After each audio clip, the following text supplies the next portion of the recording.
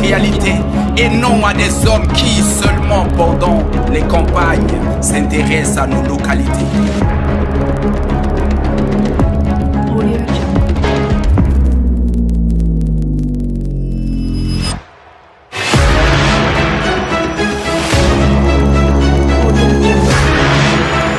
Je veux des leaders, des visionnaires, pas ceux qui démarchent ma conscience. Je veux un homme ou une femme qui a une stratégie, des valeurs, des idées, une équipe, un programme, un projet de société. Et non, un homme qui n'a que sa poche pour acheter nos voix. Je veux des personnes élues démocratiquement et non des... À la tête de ce pays, j'ose espérer des hommes et des femmes qui connaissent le prix du pain, pas d'un corrupteur qui pendant les élections m'étend du pain.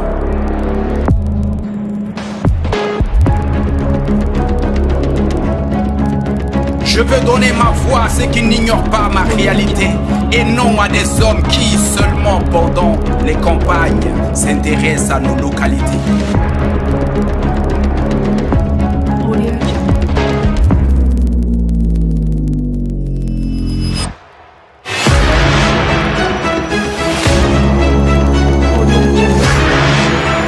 Je veux des leaders, des visionnaires, pas ceux qui démarchent ma conscience. Je veux un homme ou une femme qui a une stratégie, des valeurs, des idées, une équipe, un programme, un projet de société. Et non, un homme qui n'a que sa poche pour acheter nos voix. Je veux des personnes.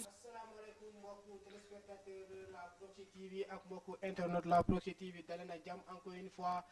seen émission question de l'actualité bu leen dëttal chaque lundi si waxtu bii nii comme ni ngeen ko xamee la Proxi TV di leen dëttal seen émission préférée bii di question d'actualité ñu daal di si waxtaan lépp loo xamante ne actualité bii réew mi la ak lépp loo xamante ne muy actualité boo xamante ne laale na biti réew naka noonu sama émission kon ko tey jii nii temps bi daf ñu xat ñu leen di jégalu war nañ tàmbali bu yàgg waaye comme ni ngeen ko xamee les aléas du direct moo tax tey jii ñu xaw a yéex tuuti si tàmbali bi mais duñu def leen lu dul daal di sóobu si waxtaan bi kon ko tey lu ñu leen nar a indil comme waxtaan yaakaar naa Brent am naa aussi tamit yéen ñu ko doon xarit ñii di nga xamante ni yéenay safoo la Proxi TV ak internet yoo xamante ne ñu ngi nekk suñu ay plateforme digitale su mel ni Facebook ak YouTube dañuy fa taaxee lu ñu sa seetaan ci biir waxtaan bi nag comme ni nga ko xamee du man kese dem si ànd ak samay gan ñu daal di waxtaane lépp loo xamante ne nekk na question d'actualité ci biir réew mi ak biti réew mi naka noonu dama leen di daal di tatagal bàyyi la ñu dal ak jàmm nu yokk mbokku téléspectateurs ñu daal di dugg si waxtaan bi naka noonu ci biir kër gi tey muy ñuy am mbégte ak bànneex di si dalal Aram Diop bokk fële sa formation politique bii di coalition Benno Bokk Yaakaar mu daal di ñëw fii si kër gi pour bokk ak ñun waxtaan bi Aram ñu bàyyi la nga nuyanteeg mbokku téléspectateurs yi. waaw asalaamaaleykum maa ngi nuyu waa plateau bi di leen jaajëfal di leen remercier ci invitation bi di nuyu sama naataango yi nga xamante ni bokk naa ak ñoom plateau bi di nuyu aussi ñi nga xamante ni ñu ngi suivre ci YouTube bi ak ci Facebook bi. yaakaar naa loolu am na solo ci biir kër gi tamit ñuy am mbégte bànneex bi si dalal aussi Babacar Mbaye bokk fële sa formation politique bu Pastef les Patriotes Babacar ñu bàyyi la nga nuyoog mbokku téléspectateurs yi. merci beaucoup Malcolm maa ngi nuyu ñëpp di nuyu mes co-débatteurs di nuyu tous les téléspectateurs de la Proxi TV bon c'est toujours un réel plaisir de revenir fii nii di Proxi di sunu kër vraiment di ñaan yàlla rek lépp luñ fi wax mu doon li jëriñ askan wi merci. amiin yaakaar naa loolu am na solo naka noonu tey jii nii ci biir waxtaan bi ñuy muy mbégte si man encore une fois rawatina waa kër gi ñu si dalal suñu doyen Dame Sall nekk mu nekk ni ko xamante ne xam-xamam dafa màcc si wàllum yoon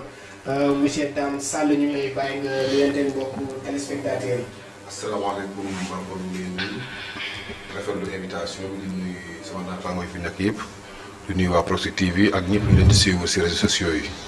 yaakaar naa loolu am na solo comme chaque lundi soir may am mbégte encore une fois di leen dëgtal émission bi ak sama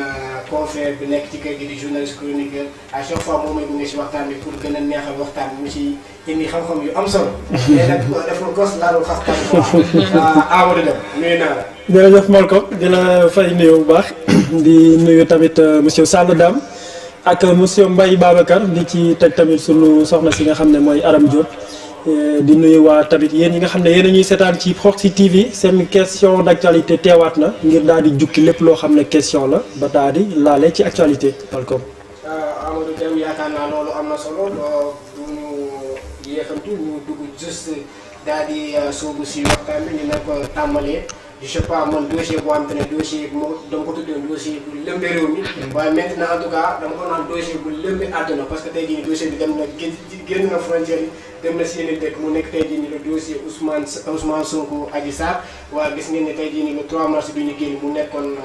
dossier bi am benn at xaw ma ndax anniversaire lañ koy tuddee wala dañ koy fêté mais je sais pas en tout cas lu mu doon du nekk anniversaire boo xam te ne dañ siy kontaan en tout cas ay mauvais souvenirs la ñuy fàttali mu nekkoon jamono joo xam te en tout cas dëkk bi nekkoon na si guuta boo xam te ne en tout cas ñëpp jaaxle woon nañu maintenant dossier boobu daal ñu ñëwaat encore sur la place publique gannaaw ba soxna soosu nga xamante ni mooy Adji Sarr daal dina génn si médias français yi daal di encore defaat sorti pour wax ni jusqu'à présent moom mu ngi sàkku yoon def liggéeyam mu ngi sàkku yoon daal di koy wóolu moom Ousmane Sonko ñu daal di dem si kanam yoon donc tax na tey jii nii au niveau national mu nekk question boo xam ne c'est très agité moo tax ñu si waxtaan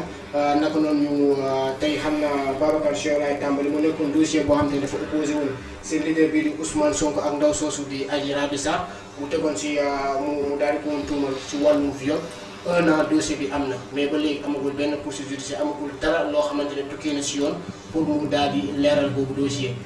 ginnaaw ba ngeen seetaanee fan yii ñu génn ngeen gis Adji Sarr daal di def sortie encore médiatique non seulement nekk def ko si média wu Sénégal yi fi mais au média wu français yi ana ban gis-gis ana wala ban jàngat ngay njëkk def si boobu sortie Adji Sarr def.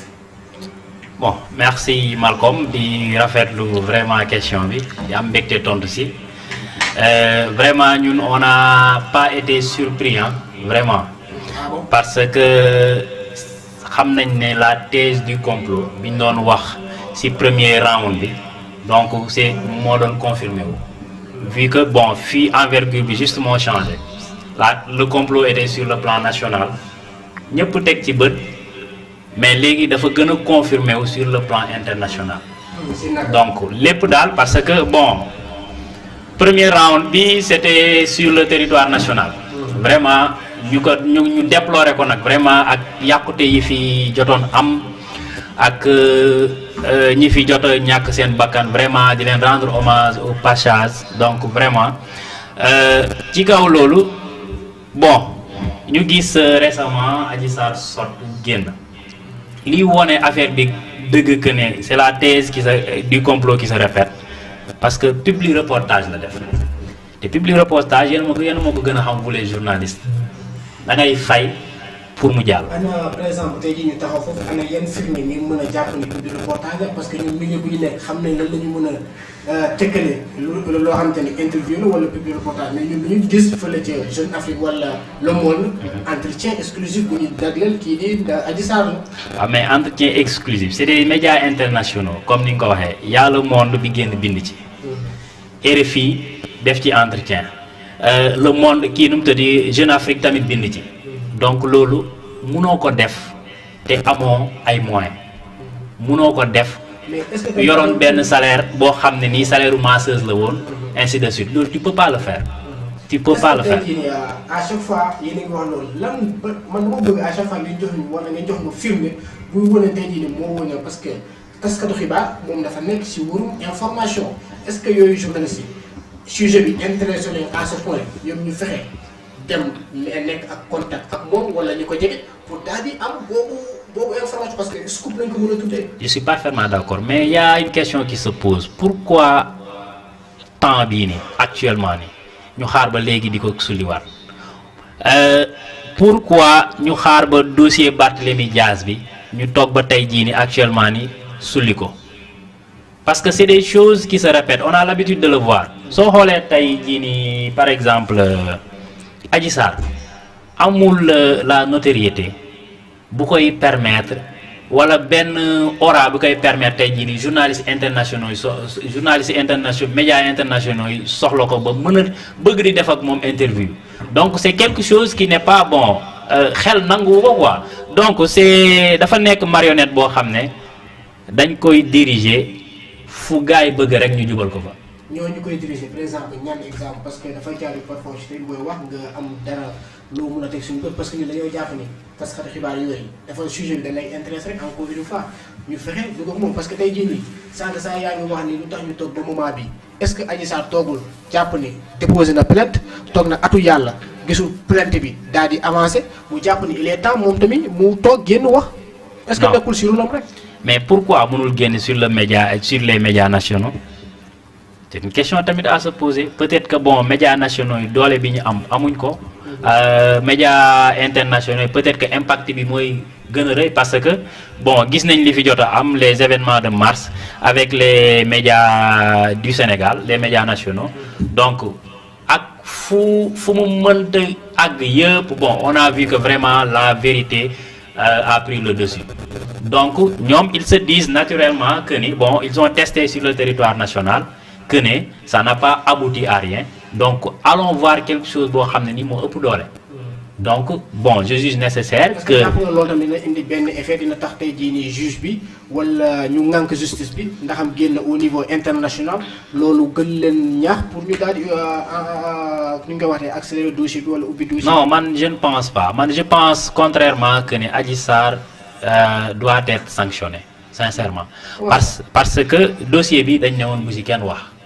nañ ko bàyyi ci loxo justice voilà donc yàlla juge je pense que le secret de l'instruction moom moo ñu ko war a gën a mën a leeral quoi. d'accord xam naa dañ si ñëwaat si yow si kanam tuuti Aram Diop. tey jii nii comme ni ma ko waxee léegi gis nañu dossier Adji Sarr bi en tout cas jusqu'à présent mu ngi traîner je sais pas si Touare wala si fële ca ñu téye yoon ginnaaw ba mu amee at ba léegi gannaaw événement mars ya diggante le 3 4 5 6 7 8 gannaaw boobu ba léegi dossier bi. kenn yéeyu si yàbbi justice ubbiwu si woowu si kenn waaye naka noonu gis nañu fan yi ñu génn kii di Adji Raby Sarr daal dinañ génn encore une fois ñu si mel ni waa Pastef ñu leen di porter encore une fois yéen a complété noonu wala yéen a nekk si ginnaaw Adji Sarr wala yéen a nekk si ginnaaw média yooyu lan nga mën a jàngatee boobu la biir. waaw d'abord damay comme ñu ngi ci mois de mars. te xam nañ ne ku ne mars wax jigéen dama ciy profité rek di njukkeel jigéenu Sénégal yëpp di leen delloo njukkal bu baax a baax rawatina sama yaay bi nga xamante ni moom moo ma jur comme suba le 8 mars bi dañ ciy profité rek di souhaiter bonne fête képp kuy jigéenu Sénégal donc Adji Sarr aussi yaakaar naa ne jigéen la donc ñu koy massawu parce que je pense que ni wax nga ko nee nga cas bi dafa nekk cas bu nga xamante ni si cas yi gën a sensible Sénégal la bokk donc yaakaar naa ne ñun ñu toog ci plateau yëpp ku ci amul sœur it am nga cousine wala am nga koo xamante ni jigéen la ku la jege donc yaakaar naa ne ku ci nekk rek boo ko xooloon sa bopp dina la metti tey jii nag comme complot ou pas du complot je pense que ni déjà li nga xamante ni moo ci gën a am solo li nga xamante ni tey jii moo tax même bu dee complot la du neex a weddi it Ousmane nga woon ci léegi donc déjà rek ça c'est un fait. est-ce que même si lii tax na ñu ne ko carrément li nga def lu lay tuumal yooyu yaa ko def. waaw d'accord man moo tax xam nga man à chaque fois man li may wax rek man su may wax aussi damay wax sama trahi bàmmeel parce que mënu ma ne Sonko moo ko def wala defu ko mais aussi dama jàpp ne Adji Sarr jigéen la parce que la fa xewoon ñoom ñaar ñoo ko xam peut-être xëj na li tax Adji Sarr génn ne moo ko violé peut-être ñoom ñaar xëj na ñoo xam la ñu séq parce que man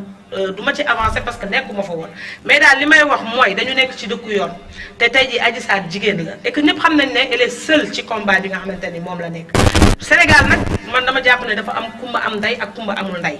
lan moo tax mu am kumba am ndey ak kumba amul ndey mooy que ni tey jii xëy na Adji Sarr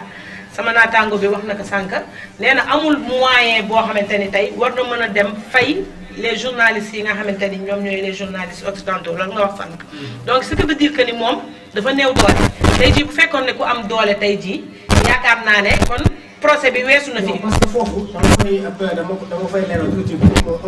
ma préciser xalaatam. parce que le fait que tey jii ñu regrouper 3 médias occidentaux. loolu lu ñu koy faral di gis en Afrique. même un président de la République en Afrique. buy am 3 médias yooyu mu daal di fay def interview si benn semaine mu génn. moo bëriwul lu ñu koy gis de moo tax bu ñu gisee Adji Sarr am boobu turbine donc dafa laaj askan bi ñu posé wu. bu fekkee tey jii ñun bu fekkee tey jii ñun suñu justice su dëkk. 1 an am na 1 an jour pour jour 1 an am na ko te ba léegi tey jii justice mënul def yoonam Sonko nanguwul yëf yi tey jii ñu dem ci ñu jugé leen wala tey jii waa Pastef ñoom ñi nga xamante ni Sonko moom macha allah kenn du ko tudd kenn du ko laal waaye nag dañuy xamante ni lan nga mën a tuddee dinañ ko tudd dinañ ko laal parce que Sénégal la nekk. na nga la tuddee na nga la tuddee Sonko nanguwul dem oui parce que ginnaaw marché ba léegi gisuñu benn convocation bu am te nii. non parce que déjà njëkk nañ ko convoqué. nanguwul woon dem parce que boobu dafa ne député la woon loolu la waxoon. mais yoon may na ko loolu. yoon may na ko mais après dañ ko levé. mais biñ ko levé tey jii gis nañ li fi am Sénégal. mais wuyu na. waaw mais avant muy wuy ji yow gis nga li fi am ba tey jii 14 morts am na fi te pour man foofu mënoon nañ fa bañ a yegg. tey jii bu fekkoon ne Sonko dafa ne député la ñu xaar ñu levé waroon na mën a ba ñu levé mu war ci mën a bañ a teg baat ju dem wuy ji. mais pourtant Aram attends bu levé convocation boobu ñëw boobu tëbul boobu dafa dem wuy ji si la. mais ci wuy ji boobu moo indi xew-xew yi parce que bu ne bu waxul woon ne génn leen. boo leen génnul du baax. lan mooy génn leen. kon yow defoo dara nee nga defoo dara nee nga defoo dara mais demal wuy ji yoon def yoonam xaw ma moo def xaw ma moo deful mais daal man li may demander li may lancer appel mooy que justice def yoonam et que ñu xam ne que ni Adji Sarr aussi jigéen la et que fu mu ne nii soxla na liberté parce que tey jii xam nga ni Adji Sarr amul fitu génn amul fitu def dara parce que tey xam na ni benn Babacar bu ko romboon ci mbedd bi boo moytuwul mu toj nga am li Babacar da nga def lu. kon tey jii du génn. ah waaw ok da nga def lu. kon daal man li may ñaan mooy justice def yoonam parce que je pense qu'il est temps aussi ñu leeral mbir mi mu féete boor. d'accord Aram am na solo. Dame tey jii gis nga ba juste en tant que yow sa xam-xam màcc ci yoon ci droit gis nañ tey jii nii dossier boobu la moo ko wund mu nekkoon dossier boo xam te ni ab ndaw su tudd Adji Sarr daal di koy teg si ndoddu accusé viol si kii di leader Ousmane di leader le parti des xaw ma Pastef les patriotes ginnaaw boobu léegi 1 an dossier bi di traîner tax na tey jii nii la femme di jàpp ni moom xam na ni problème xëy na dafa am jafe-jafe pour ñu fayal ko fii parce que dem na ba ci biir interview bi sax naan tey jii nii moom amatul confiance ci justice su Sénégal tey jii nii na nga ko jàngatee sortie médiatique boobu defee surtout au niveau international. ok jërëjëf Malcolm dossier bi dafa nekk dossier boo xamante ni au début c'était un dossier privé mais dafa dem ba devenir public parce que ça devient même un objet de débat public maintenant lu ma si gën a jàngat dafa am ñetti fàll jàngat yu mu si def jàngat bu njëkk bi mooy c'est pas élégant de parler d'un dossier qui est en instruction loolu suñu loi da koy interdire parce que loi bi dafa ne l'instruction elle est secrète maanaam buñ la xasee ba nekk en instruction jox ko confier dossier bi juge d'instruction boobu ma def liggéeyam kenn war si wax moo tax Ousmane Sonko jour bu ñu jëlee passeport am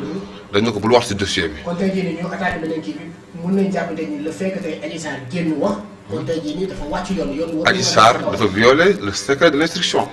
li mu def ni infraction la duñ doon xool si Adji Sarr dañu ko war a poursuivre parce que lu mu ko defee mu gën a garaaw da nga dépasser même le cadre national jusqu'à international se confier aux médias internationaux pour parler d'un dossier qui est en instruction. Sénégalais souvent dañuy jaaxase dañuy yaakaar ne oui on doit accélérer le dossier mais c'est pas aussi facile que ça on est en matière pénale et en matière pénale le principe c'est la liberté de la preuve maanaam da ngay wër ba xam preuve bu leer soog see wax parce que bu mbir amee dafa nekk fait ñu demande tuuti mu nekk indice ñu demande tuuti mu nekk preuve vous voyez ces 3 étapes là moo tax kenn du ko palaxee wala xam nga le temps de la justice n'est pas le temps de la presse mais nag kon ñu gëm ne kon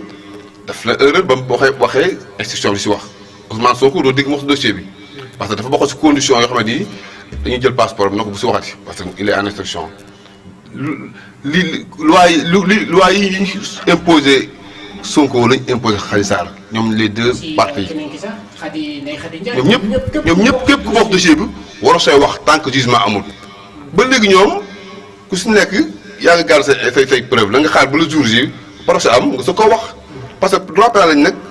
ku nekk qui est libre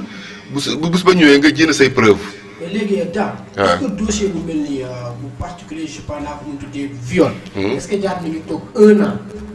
juge daal di woote amul benn instruction judiciaire boo xamante ni ubbi nañ ko même tey jii de fekkente ni amagul ay daan ñu teg. mais ci biir 1 an au moins justice bi def benn jalon. ñu xam ne ñu ngi si liggéey bi mais 1 an la ñu gis mais amul kenn koo xamante ne woo nañ ko si. dëgg la parce que boo xoolee dossier bi dafa xaw a doy waar parce que Ousmane Sonko il n'est pas n'importe qui parce que en science politique am na naan des sujets politiquement intéressants am nañu sax booy tribunal am ñuy viol ñuy jugé mais Ousmane Sonko lu tax ñu koy jugé xam nga aussi dafa c'est un homme politique lu ko koy nangul kon remous yu mu mën a am ak yeneen remous yi bokkul beneen jàngat mooy lan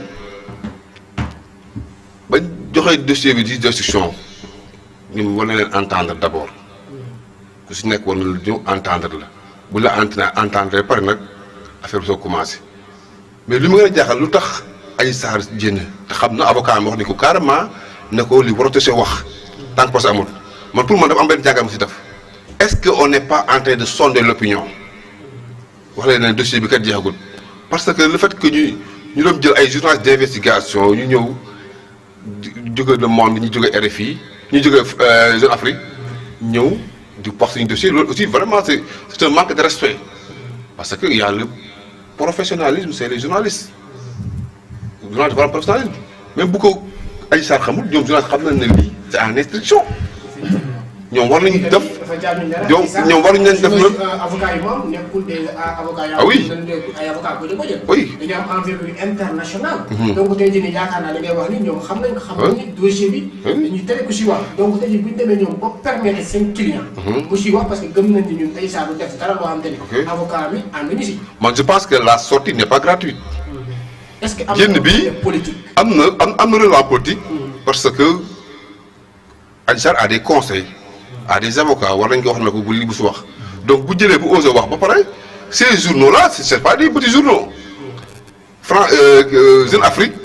c'est pour au niveau africain c'est très lu Le Monde est réputé comme étant un journal très crédible donc bu ñu tey ba ñëw di si wax def si un dossier spécial ça mérite réflexion est-ce que am na lu muy wundu est-ce que ils sont pas en train de sonder l'opinion sénégalaise. ñu si jàpp ni sax xëy na dañuy essayer tout simplement am na ñoo xamante ne am na analyste politique pour parler un peu la politique dañoo jàpp ne tey jii dossier bi lii bu ñu ko defee xëy na ñu wane brèche dossier bi du am suite. xëy na classé sans suite lay def. en même temps sax ñu jéem a diaboliser xëy na au niveau international le leader du. parce que boo xoolee interprétation dafa bëri. mun naa jéem plus de 5 interprétations. Première interprétation. On a diabolisé Ousmane Sonko au niveau international. Parce qu'avec son mouvement patriote, avec des journaux internationaux, des journaux multinationaux qui viennent, on a vu l'année dernière, au mois de mars, c'est les biens français qui ont saccagé. Auchan et Sonatel. Ensuite, le plus grave, les journaux français, nous avons encore des interviews. Deuxième jangat, Adji Sarr parle même de la lenteur du dossier. Ousmane Sonko tek mom mo gëna yakamte jugement am. Troisième jangat, il parle même de suicide. Yépp ay piste de réflexion la. Est-ce que amul lu muy préparer? Est-ce que amul lu ñu préparer opinion bi? Loolu lépp dañ ci waxtaan. Mais lu gënoon daal war su woon a wax. Parce que l'instruction elle est secrète. Amady Deme. tey jii nii ana ban gis-gis nga wala sa njàngat ci kaw sortie Adji Sarr bi mu def fële ca journaux internationaux yi rawatina yu français yi ak lépp loo xamante ni dossier bi jur na ko fi ak dégâts matériels dégâts humains et cetera tey jii nii yaa ngi gis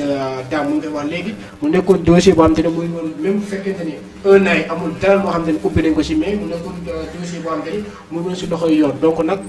même ku jàngu droit xam ne lépp lu nekk si loxoy yoon dañ lay tere nga wax si mais moom daal na génn daal si yéey yaa bi ana ban gis-gis nga si am. jërëjëf Malcolm donc di remercier waat bu baax sunu gan yi fi teew ndax kenn ku ci nekk wax na position am campé na débat bi.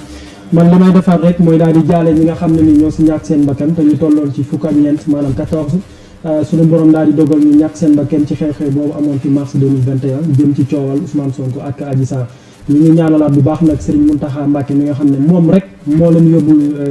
jaxal lañ koy wax moo leen jaxal ndax moo takkal ay millions yu bari daal di koy jaarale ci Hizbut Tarqiyyah yóbbul ko ak famille yooyu ba noppi ne bu mu am Mumbaay bu mu am Xumbaay donc kilifa soxla nañ ko ci situation yi di ñaanal way dawlu yi suñu borom ñu gën leen a taxaw leneen la nga xam ne bëgg naa ko si doon mooy da nga ne Adji Sarr par exemple dafa dem ci médias internationaux yi daal di fay joxe version moom tolluwaayam ne maanaam moom nelawatul léegi dafay jëlay comprimé pour daal di mën a nelaw léegi dafay làqatu day déménager lu bëree bëri te dafa mel ni justice bu Sénégal dafa xaw a ragal kooku di Ousmane Sonko ba ma siy njëkk a def mooy damay def par exemple damay def benn jàngat boo xam ne ce sera très négatif pour les médias internationaux yooyu ba nga xam ne moom laay njëkk a def mooy la jëm ci France 24 war a RFI mi nga xam ne jël na ay cas daal di koy dugal ci Adji Sarr ñëw na fi ci viol boo duggee boo tapé rek Google daal di wax cas de viol en France nee nañ en 2019 le ministère de l'Intérieur repéré na 22 900 viols yu xew foofu ca France donc France am na lu toll ci 22 000 viols ak lu teg maanaam 23 100 viols rek ko ci manqué te ñoom nee nañ en France chaque 3 heures de temps mu am viol. ñoom français yi ñoo ko wax léegi nag question bi may bàyyi foofu mooy lan moo tax français yi RFI rajo française la lu tax mu bàyyi cas yi am foofu daal di ñëw ci cas bi nga xam ne moo xew ci diggante Ousmane Sonko ak Adji Sarr est-ce que danoo mere kooku ñuy wax Ousmane Sonko ndax bërki démboo ñaay bi Ousmane Sonko nekkee maire Ziguinchor la mu njëkk a def mooy dafa jël tur yi nga xam ne ñoo fa nekkoon te ay tubaab tuddee ko seen i dëkk maanaam ay rue yu nekkoon boobu Ziguinchor Ousmane Sonko da koo soppi def ko ay turu Afrique rawatina ay turu Sénégal est-ce que loolu nekkul dañ ko koo mere beneen ba mooy est-ce que nekkul coow li fi jaaroon nga xam ne dañoo yàq Auchan yàq Eiffage yooyu tamit nekkul ne dañ ko koo mere beneen ba mooy est-ce que tamit nekkul ne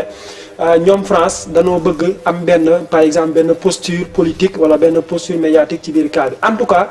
gis nañu daal ne maanaam dossier bi li sunu waa ji wax léegi public reportage la te média moom xam nañ ne cas yu mel noonu du ko traité ak les mains vides loolu nag laa si mën a wax beneen ba ci topp mooy. doguma la ministre de l'intérieur français Gérald Darmanin dañ ko accusé viol. te dégguñu ci te ñun. dégguñu ci benn média français boo xam ne mais pourquoi ici au Sénégal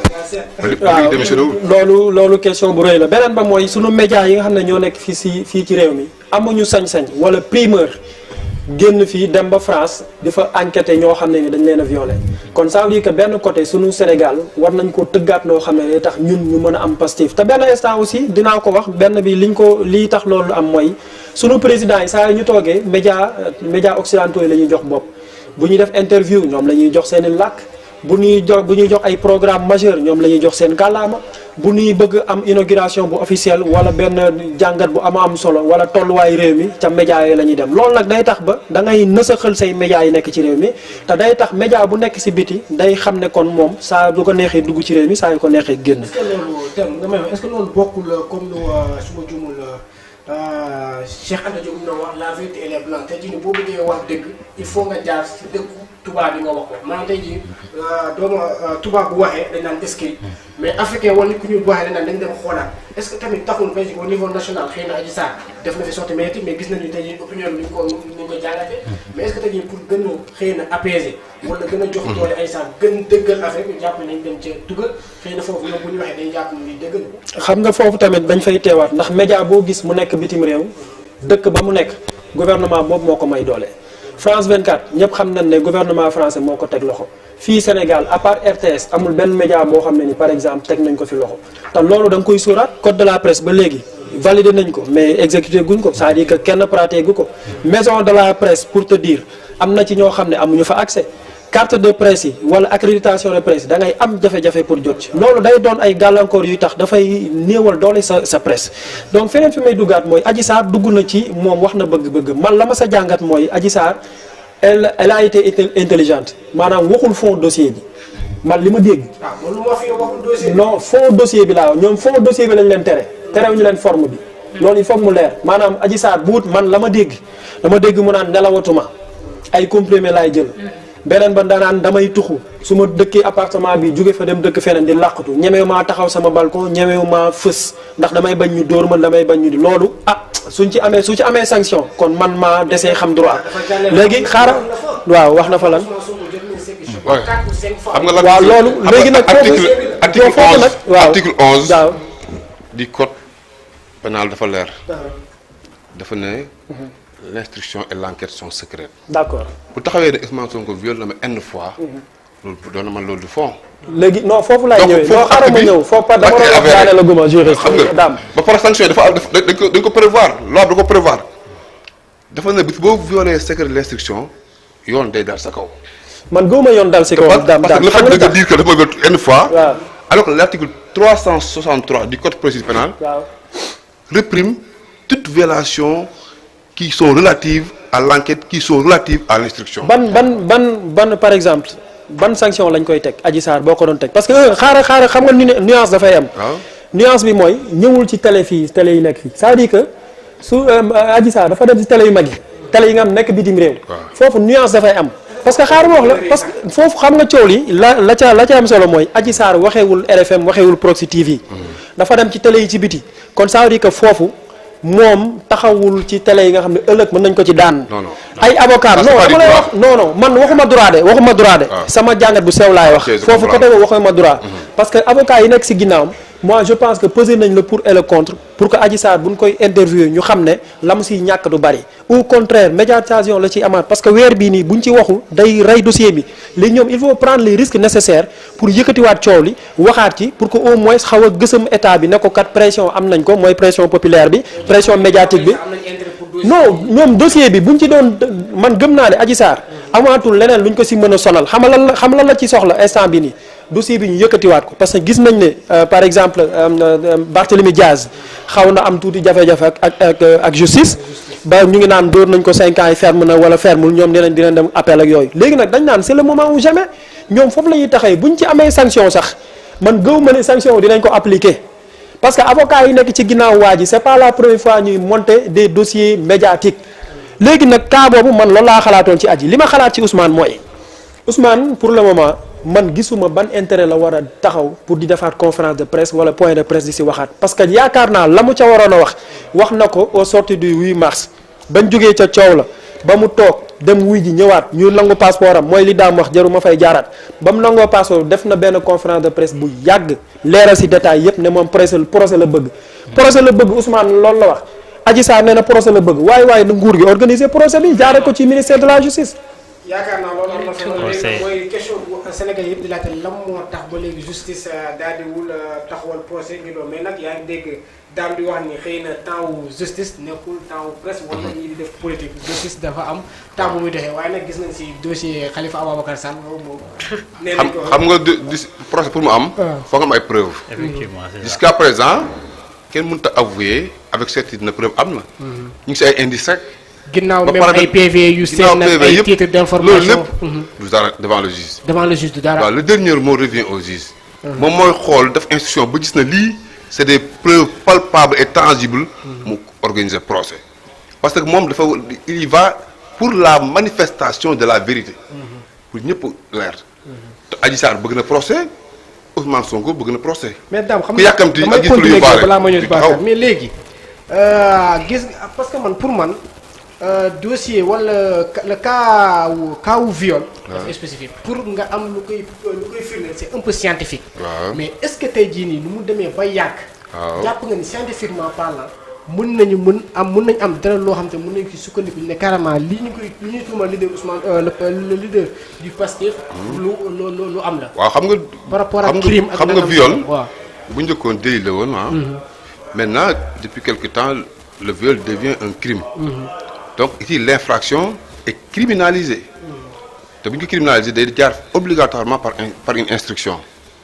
te bu demee foofu juge bi am na latitude am na temps pour faire les recherches pour xool ba xam preuve la premier acte bi rek dafa loolu ay fait la woon ba ne ba digg la am ay indices maintenant juge bi à travers ces investigations mën na am ay preuves am na ay tests ADN am na ay témoins am na ay aveux y a des mécanismes de preuve multiples. gis nga doguma la de. preuve yooyu yëpp nag. xoolal aveu laa si jëm. on va les mettre sur la table. amoo consentement ñu xool ban preuve moom moo gën a tangible. parce que nag le droit pénal c'est le gendarme du droit c'est le droit de la répression loo si dugg day leer. amoo waroon nekk di balbutier droit pénal la il y va vraiment de la crédibilité de notre justice. d'accord yaakaar naa loolu leen Babacar. tey jii nii ba léegi ci dossier boobu la ñuy mën a duppee tey jii dossier février mars naka noonu tey jii dossier boobu moo tax tey jii Sénégal lu ma ko doon wax maa ngi ko doon wax en introduction sànq yóbbu na réew mi ci guuta gisoon nañ ci ay jàmbaarloo yoo xam te ne am na ñeenti xaw ba juróomi fan ba 14 ndaw Sénégal daal di ci wàcc liggéey tey jii nii yéen ngeen bokkoon ci mouvement boo xam te ne dañ ko créé woon tuddee ko M2D pour daal di taxawal ñooñu ba justice daal di am pourquoi pas aussi tamit demoon ngeen ba bëgg a wañ loxo nguur pour mu daal di leen ndàmp mais loolu yëpp gisuñu ko te tey jii mu mel même mouvement boobu M2D yéesu si yàbbi si ba affaire bi Ousmane Sonko génnee ñoom pare te loolu yëpp tey jii mën nañu ko boole si dossier Ousmane Sonko Adji Sarr ginnaaw atu yàlla amul benn instruction boo xam te ne ubbi nañ ko comme enquête pour daal di leeral loolu. man damay ñëw bon compléter juste li mon juriste wax. Donc il a parfaitement raison en fait li ñu war a wax mooy que ce dossier est totalement vide en fait. gis nga li mu expliqué ça. il non. ce dossier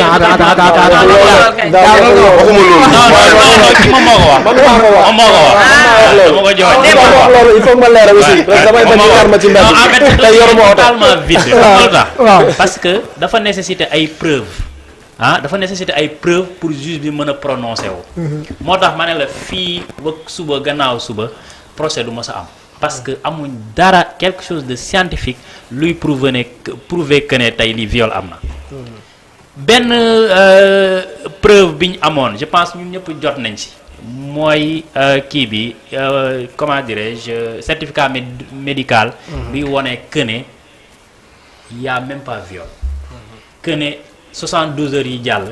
kii kenn àggul ci kawam. donc loolu on l'a tous vu certificat médical boobu noonu gars yi publié nañ ko dans les réseaux sociaux. te vraiment je pense que loolu su feeñutoon ci réseaux sociaux yi moo naroon nekk seen pièce seen arme pour ñu mën a dem ci procès mais gis nga ku yàlla àndal wallahi doo daanu quoi xam nga lu tax gis nga fi ñu mënoon jaar ba téye waa ji balaa ñu fay àgg lépp a fuité xoolal ci PV bi am ni ko yàlla feeñale parce que PV boobu tey jii nii su fekkoon dafa secret tey jii nii ñun ñëpp dinañu ëmp lu nekk ci biir. tey jii nii li yee suñu xel yi mooy que ne li nekk ci PV bi vraiment won na ñëpp que ne réellement bon lii complot bi ñu teg la quoi. ñu teg ci quelques moments certificat médical bi génn ainsi de suite léegi nag fi ñu jëm li tax sorti yi ni am see fan yi nii mooy que ne PV la titre loolu la daan di wax léegi loolu nekkul lenn pour. sukkandiku ci ay information mais les PV sont à titre d'information mais loolu tamit moo tax bañ a procès mën a am effectivement mais bul tëb PV bi kese mais certificat médical bi preuve la preuve scientifique la parce que tey jii ni soo déclaré viol parce que procédure gendarmerie bi dañu lay booleeg un médecin accrédité boo xam ne nii ñoom ñooy liggéey ne la ñu dem xool la ndax am réellement y a eu viol et le médecin a confirmé que ne y a même pas eu les si 72 heures yi jàll que ne kii kenn àggul ci kawam li tax sorti yi yëpp damay ñëw si foofu noonu gis nga Ousmane Sonko dafa nekk ci benn ascension fulgurante boo xam ne nii loolu moo jommal gars yi jommal non seulement président soxna si mais léegi dafa jommal les Français gis nga problème bii nii actuellement nii su soulevé waate ce sera pas à Ousmane Sonko de sortir pour régler ce problème gis nga jeunesse bi ñuy toog di xaar. xam nga yéen tamit waa Pastef non mais nag Malcom non damay dugal parenthèse dama leen bàyyi ngeen continuer même Adji Sarr ci biir waxtaan bi mu doon séq ak RFI moom nee na li ko jaaxal waa ji saa su ne day gën a am doole. Adji Sarr wax na ko gis nga taal bu yàlla taal waaye kenn mënu ci dara. léegi lan moo xew la je sais pas. Babacar gis nga Pastef à chaque fois ngeen jàpp ni dossier boobu bu ñu ko yëkkatee ak forcément que la jeunesse dañoo war a nekk dañoo war a génn jàmbaloo te pourtant tey jii nii ñu bëri dañoo jàpp ne jamono yooyu noonu le 3 mars askan bi génn nañ mais xëy na couvre-feu bi xëy na la situation boo xam te ni ndaw yi si nekkoon moo tax maanaam frustration ñu am benn moment occasion boo xam te ni mën na si génn déverser seen mer si gouvernement bi mais est-ce que tey jii nii yéen lu tax ngeen bëgg jàpp ni yéen waa Pastef à chaque fois que ndaw ñoo ñu génn à 100%. dañuy génn Sonko moo tax ñu génn te dossier bu ñu ko laalaatee. il faut que ndaw yooyu ñu génn mu mel da ngeen di tiital. non attends c'est pas ça non à vrai dire. gars yi en fait gis nga jeunesse bi gis nga ñoo yore doole réew mi actuellement. et on a vu que toute la jeunesse est avec Ousmane Sonko. Et on est décidé attends on est décidé la jeunesse qui n'est pas corrompue on est décidé. non je te dis gis nga actuellement nii on est décidé à prendre en main notre destin. gis nga fi ñu toll nii sa waay réew mi dafa war a changer. Afrique ci boppam dañoo war a jëlaat seen destin en main. gis nga tey jii nii li xew Mali li xew ci yeneen pays ba nga xam ne nii ci rew ci ay Rwanda nga xam ne nii tey jii nii yaakaaruñ ci kenn pour développer seen pays ñun foofu la ñuy gis Sénégal. D'accord. donc ay complot yi nga xam ne nii ñëpp leer na leen ne lii complot la ñun duñu bàyyi mu jàll. gis nga état bi ak ñi fi nekk suñ mënul gérer le destin de ce pays là ñun la jeunesse consciente on est prêt à prendre notre destin à main. te yii nii moom duñu seetaan mu jàll. c'est sûr 14 morts yi ginnaaw loolu M2D ba léegi déggaatuñ ko si. non M2D en fait bon li nga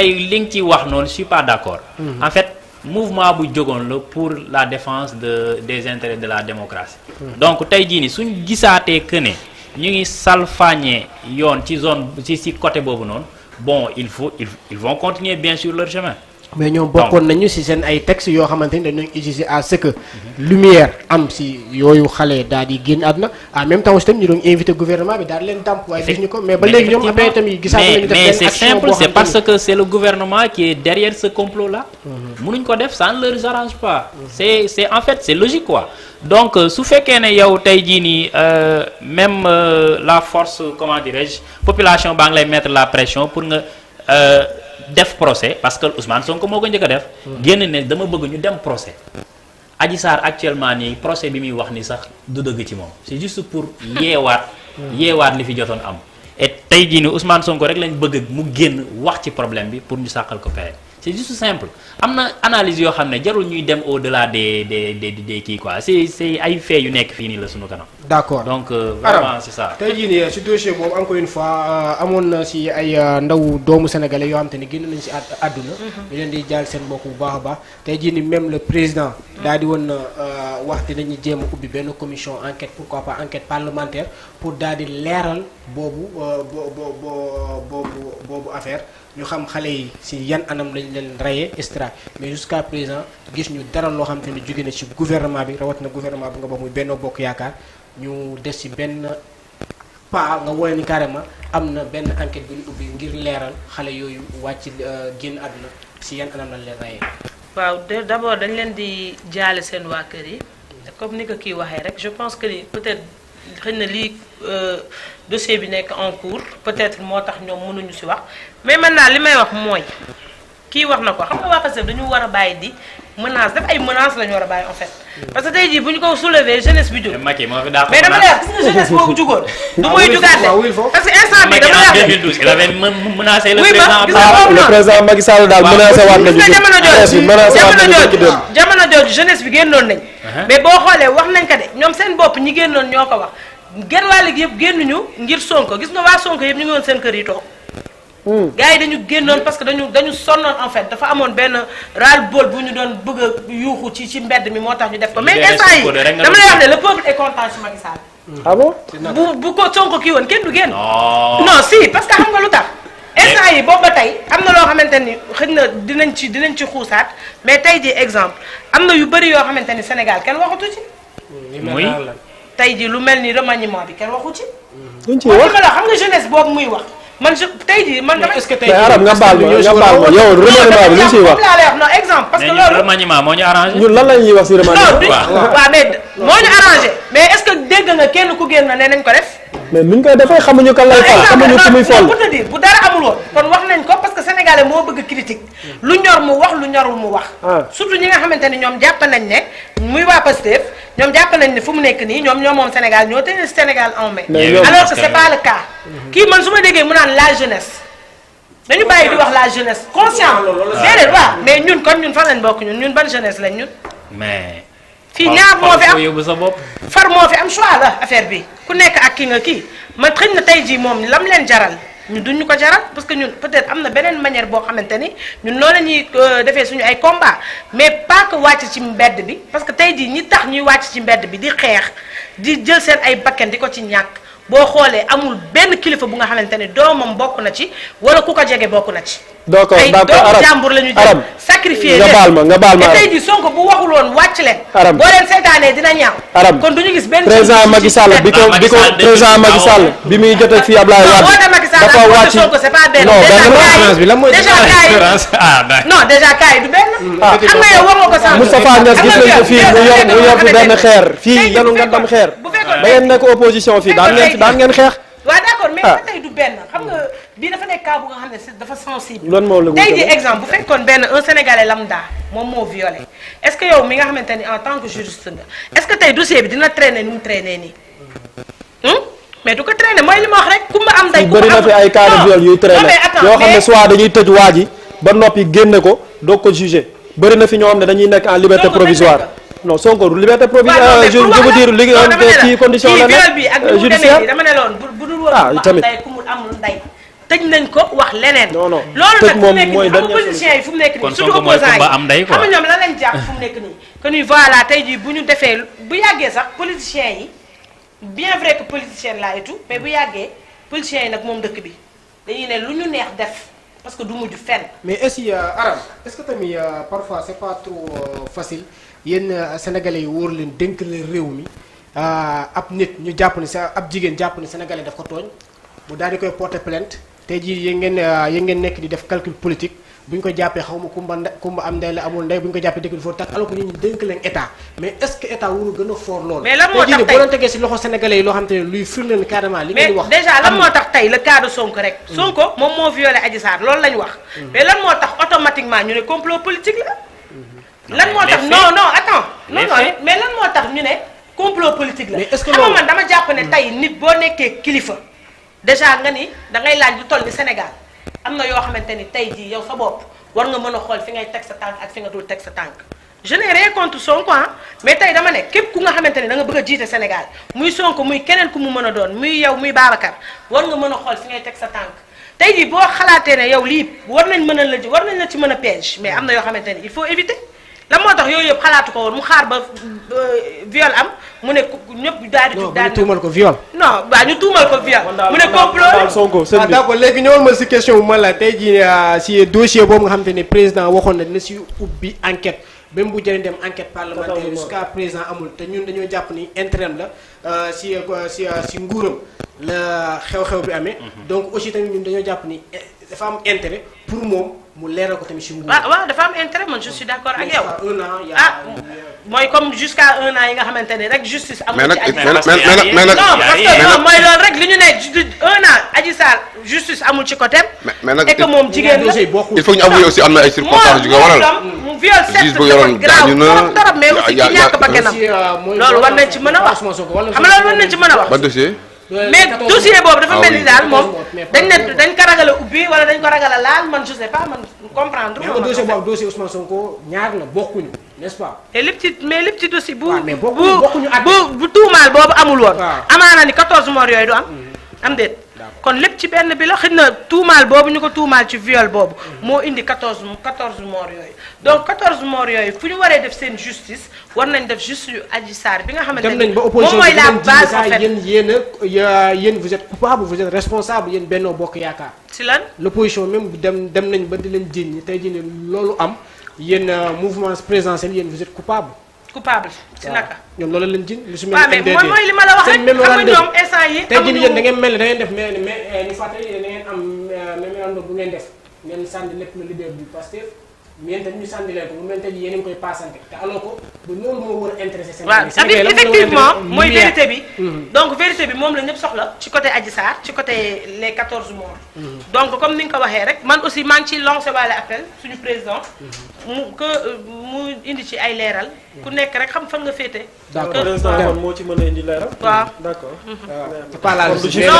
non waxuma président moom dafa ma posé la question ne ma lan moo tax sa président waxu ci moo tax ma wax ko parce que juriste mu ngi fi toog nee na loolu yoon moo ko yor kon léegi lan moo tax boo waxee loolu lan moo tax ñu ne Macky Sall la Macky Sall yorul justice moom yorul justice bi moomul justice am juriste moo ci teg mais doy na waar moom justice Macky Sall ko de moom ko la moo tax lépp ñu bëgg ko teg en principe en principe oui maintenant dans chaque règle il y a des exceptions oui président Macky Sall moo fi toog yéen moom dafa mel ni ay journaliste opposant non ban opposant non dañ lay fàttali président Macky Sall moo fi toog kontaan macha allah ne am na dossier yoo xam ne maa ci teg suma loxo. non mais effectivement parce que soo xoolee les magistrats là les magistrats du parquet mais ils sont directement liés au président de la République. et que système boobu c'est parce que le parquet di dépendre je pense que le doyen des juges yi ministre de la justice moo koy kii ministre de la justice kan moo ko fa teg kan moo ko choisir donc loolu c'est normal c'est logique en fait. C'est logique donc ça waay Macky Sall su ne am na dossier yoo xam ne moo si teg concam. vraiment moo si teg concam. am na nag Arame am na yow bii nag dossier bii nag ñoo koy dindi. xam nga ñun on analyse les faits c'est pas question que dañoo nekk pour kii mu fee xam nga. mais daal yoo xam te ne président moo si dugal boppam. bu demee tey jii bay wax ne am na ñoo xam te ne bu ñu leen tëjee. dëkk bi war na tàkk ñoo leen bëgg ma bàyyi ko mu tëj. bon c'est-à-dire que c'est. non mais loolu mooy rôle en tant que président de la République. donc on dit jàmm Sénégal am jàmm mooy jàmmam moom. donc mën nañu am donc ci luy doxal jàmm jooju ci lay dox. il a les mieux. mais aussi il faut ngeen nangu aussi benn am na. justice du uniquement réprimée. ça fait partie des caractéristiques le caractère social de la justice maanaam bu la wóoree na yow lii day indi ay nga defal jàmm. loolu yoon da ko maye. parce que sa yoon may na ko souvent bu xamee ne kii bu ko poursuivre dëkk bi tàkk du ko poursuivre. loolu day tax jàmm boo xoolee justice boo ko xoolee bu fekkee finalité bi lan la indi jàmm si réew. effectivement boo demee Afrique Sud on a créé ce qu'on appelle la justice transitionnelle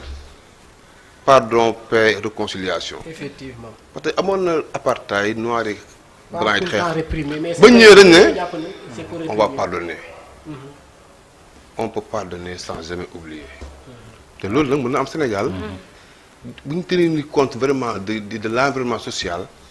ñu bàyyi dossier bu mu sedd. te dañ gëm ne aussi Sénégal il y a une séparation de pouvoir. en principe loolu te ñu ko wax. en principe. oui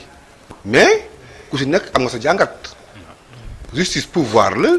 exécutif pouvoir la assemblée pouvoir la mais am na ñoo xam ne nit gëmuñu loolu. nee na séparation bi si bind mi la yem mais on a une justice inféodée maanaam ki si kaw mooy dogal mais nag du ay texte ñoo koy wax de ku bëgg a libre di nga libre ku bëgg a libre doo libre. ñu doon libre ñu ngi libre ba léegi il faut que mu leer. te aussi bu ñu fàtte ne Sénégal dañu am ay réalité mooy dañu am ay kilifa diine yoo xamante ni bu dëkk bi naree tàkk ñoom aussi dañ ciy wax dañ ciy ñaan te bu ñu ñaanee aussi dañ leen di may. d'accord effectivement dem allez-y tey jii nii sa gis-gis ginnaaw boobu événement aussi tam il y avait eu 14 morts jusqu'à présent bon amul benn poursuite judiciaire amul benn enquête bu ñu ubbi malgré que y a eu des vidéos yoo xam te ne fuité na si réseaux sociaux yi gis nañ ñuy dóor arme et cetera des nervis loolu yëpp en tout cas bokk na si loo xam te ni mun na tax tey jii nii xëy na bu ñu amoon volonté def enquête yaakaar naa loolu moom pour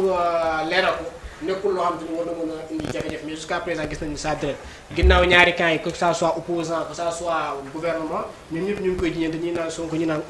gouvernement tey jii nii ba léegi ça traîne alors que ñun tamit gis nañu seen ay mbokk ñenn ñi génn nañ si réseaux sociaux yi di ñaawlu jusqu'à présent yoon deful liggéey wax kan moo rey seen doom. waaw Malcolm man loolu moom du ma ci sori parce que ñëpp xam nañ ne coow li fi jàll ba 14 yooyu dee ci amul benn situation buy mën a permettre ñu mën a par exemple situer les responsabilités man gisuma ko pour wax dëgg rek pour bañ fi nekk di kii. malgré les vidéos non kan procureur de la République kan lay jox ne moom moo rey. gis nañ fi ay vidéo yu leer yuy wane ne diw moo tiire. ki tiire xaw ma fu mu jógee waaye vidéo yi ku ko seetaan xam ki tiire. xam ki daanu xam ki dee xam ki ñàkk bakkanam. xam ban oto moo tiim kan moo mujjee des Parcelles Assainies. donc les vidéos sont là. léegi procureur est-ce que am na par exemple la liberté nécessaire ou bien conséquente pour mën a jël responsabilité am daal di situer les faits mënu ko parce que coow li Aram wax léegi benn côté dama si d'accord dafa am coow lu jur coow ba ay nit ñàkk seen bakkan donc affaire bi day tàmbalee ca tàmbaliwaay ba yëg si rogalaat léegi bu ñëwee ba ci coow li nga xam ne fa la ñooñu décédé mais ki tiire xam nañ ko ñi nga xam ne nag ci peut-être ci bagarre la wala ci sëmbaxloo ba kooku yooyu xëy na sax lañ dul mën a lijjanti mais yi leer na jarul ñu ci indi ay wax te atum yàlla je pense que justice bi am na les preuves matérielles pour mën a tey xam kan moo gaañ kan moo ñàkk te loolu da ngay gis ne la lucidité de nos religieux daf ciy feeñaat gis nga situation bu mu xewee rek pour ku mel ni sëñ Mountakha dafa apaisé gis nga bi mu demee jaxal yónni benn délégation ñu dem jaale ñu bari loolu wàññi seen tension parce que gisoon nañ fii ñoo xam ne dañ doon jóge région man maa yoon si terrain bi pour wax la am na lacrymogène boo xam ne place de l'Obélisque nii la rombee sama lex bi man dama yaakaaroon lex bi ñàkk naa toog naa 2 secondes pratiquement 20 secondes sentiruma lex bi am na ñoo xam ne ci suñuy collègue ñu nekk ci région yi dañ ñu doon wax nañu am na ay oto yu jóge ci région yi pour ñëw xeex si fii ci dëkk bi fii ci capitale bi c'est-à-dire que coow li dafa naroon a dem ba sa mbëx loolu naroon nekk te bul fàtte ne suñu yenn frontières yi dafa ibbeeku lu ne mënoon na cee xew donc apaisement bi dañ ko soxlawaat bu baax ndax bul fàtte ne Mali mi ñu wër mu ngi suñu kanam ma xaw a dugg tuuti ci géopolitique sous-régionale. Mali mu dafa ibbeekuwaat te période boobu dafa newoon ci guerre. Guinée mi newoon nii ñu ngi doon ruumalaat ay affaire donc fi mu ne Sénégal Casamance bërki dem boo njaay am na nu mu fa dajjee kon na sunu justice gën a dëgëraat gën a taxaw te bu fekkee ne am nay responsable yoo xam ne war nañ ko jël au moins loolu mu doon benn vitrine positive ci sunu justice man loolu laay wax ci gàttal parce que vidéo yi leer na vite fait daam tey jii ni dossier boobu 14 morts yi mu ngi traîner ba léegi jusqu'à présent. waaw man na xam nga man tey jii bokkul lu ñuy gën a wax le président wala c'est le pouvoir exécutif ñoo gën a teg ñoo am doole ci kaw justice bi. man nag d'accord ma ñu naan dañ ko war a bàyyi mu sedd parce que man je suis un droit de l'hommiste. Moi je suis pour la promotion des droits humains. amoon na fi 2012 11 morts mujjut fenn. Cette fois ci ñuy bëgg a daal 14 morts xam nga la vie elle est sacrée. Personne ne peut ôter la vie d'autrui. léegi boo reyee nit war nañu xam tax mu rey ko. parce que man lu mu gën a jaaxal ñu on a des forces de défense xam ne c'est pour le maintien de l'ordre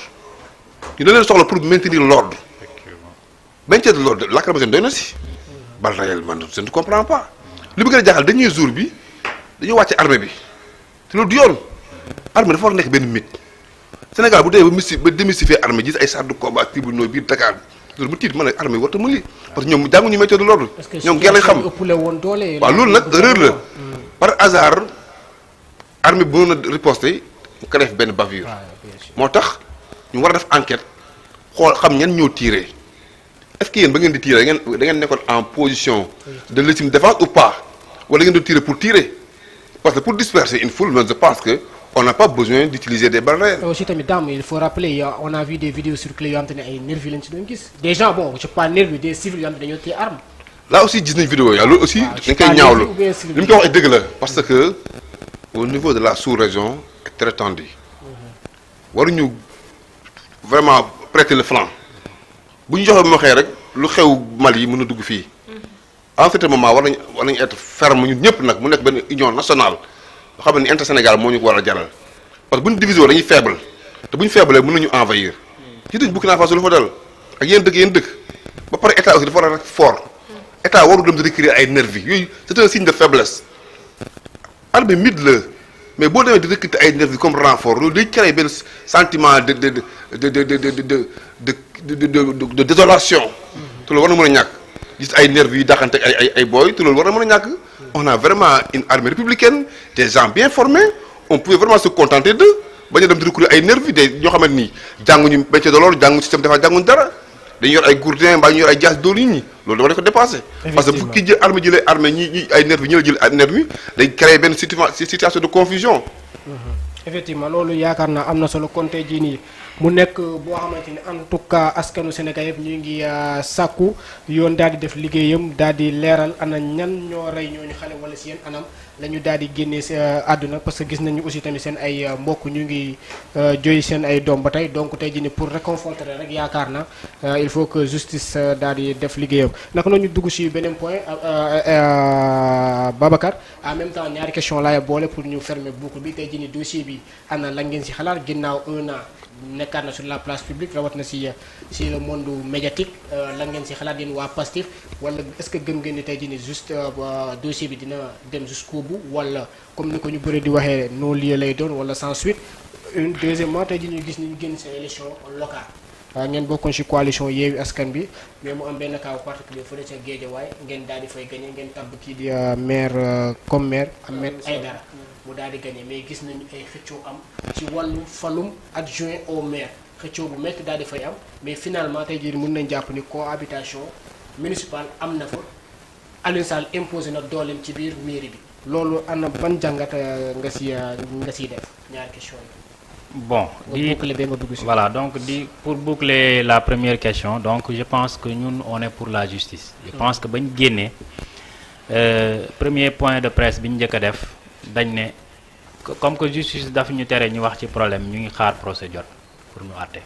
Donc bataille ci loolu lañ taxaw. Mais on n'acceptera nullement que l'affaire bi ñu bëgg politiser. Té jëkkoon nañ ko def. Gis nañ ñu mu démé. Donc lillahi wa rasuli ñun dañoo bëgg stabilité su suñu réew donc instabilité bi fi amoon nag on n'est pas prêt à ce que mu répété wu donc li ñu gënal ñun en tant que habitant en tant que population mooy que ne dossier bii nii nañ koy yee ci ay anam yoo xam ni dañuy dem justice ñu def li ñu war a def mu jeex point léegi nag bon beneen cas bi mooy le cas qui s'est passé à Guédiawaye donc man foofu je pense que li ma ciy wax du bëri gis nga c'est que la population de Guédiawaye de prendre le destin en main parce que tey jii nii man affaire yi dama jàpp ne soxor la quoi sincèrement parce que yow mënoo dem ñu duma la duma yu métti quel que soit alpha mënuñu teggi Ahmed Aïdara mu nekk maire day régner d'ici 5 ans mais nañ ko yombalal liggéeyam en tout cas daal c'est à la population de Guédiawaye de prendre le destin en main tey jii nii su fekkee ne dem nañ ba bëgg a fal maire population bi fal maire ba pare fal ay opposants pour ñu bloquer sa politique donc ça n'a pas de sens à la fin donc amul njëriñ quoi te tamit li may gën a déplorer mooy bon deal bi fa am lu ñëpp gis vraiment juste pour bloquer sa politique parce que Ahmed kii nu mu tëddi le gars là le frère du président Aliou Sall vraiment su fekkoon maay moom damay def comme collègue am yëpp nangu ne duma nañ ma dem toog. mais pourtant nangu na ko du benn nag non attends mais tey jii nii tous les conseillers yoon na ko may quand même tous les yoon moo ko may mu def lu muy conseillers def d'accord mais tous les conseillers qui ont rejoint Benno Bokk Yaakaar ñëpp xam nañ fu ñu jaar ak ñoom sincèrement ñëpp xam nañ man moom xaw non mais attends ñun ñëpp on a entendu que ne ces conseillers là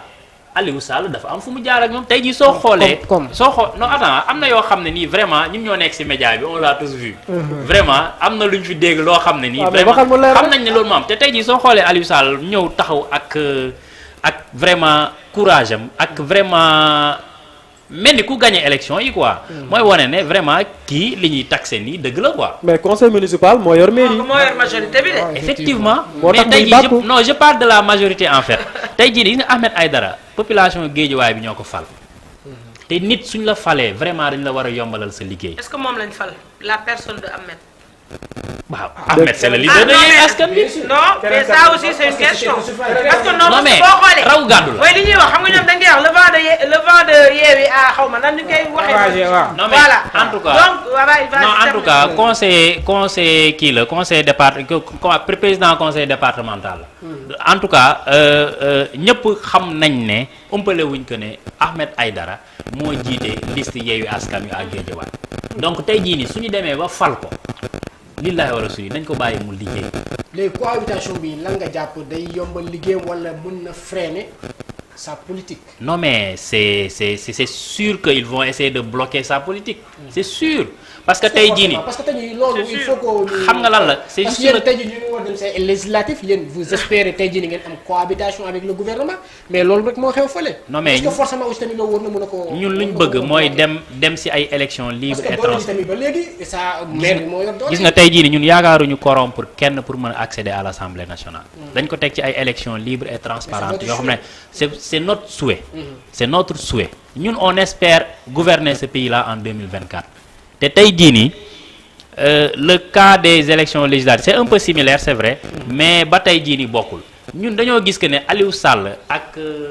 Ahmed Aïdara tension dafa amoon avant ñuy àgg fii nii.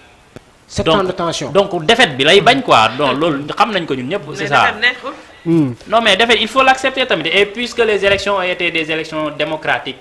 et transparentes vraiment du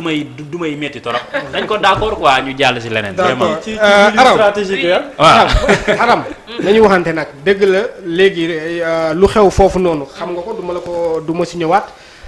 yoon moo ko may Alioune Sall mu réclamer ay postes adjoints au maire ba mu am tamit doole ci biir conseil municipal bi mais aussi ay texte la mais ñu bëri dañoo jàpp ni l'élégance républicaine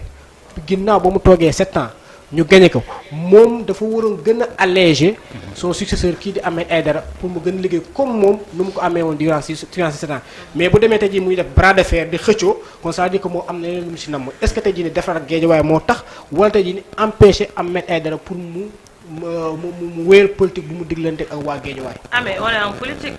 mais taxul tamit ñu sacrifier la population. non si tey moom kii wax naa ko Babacar Sànq. Ahmed Aïdara moo gagné.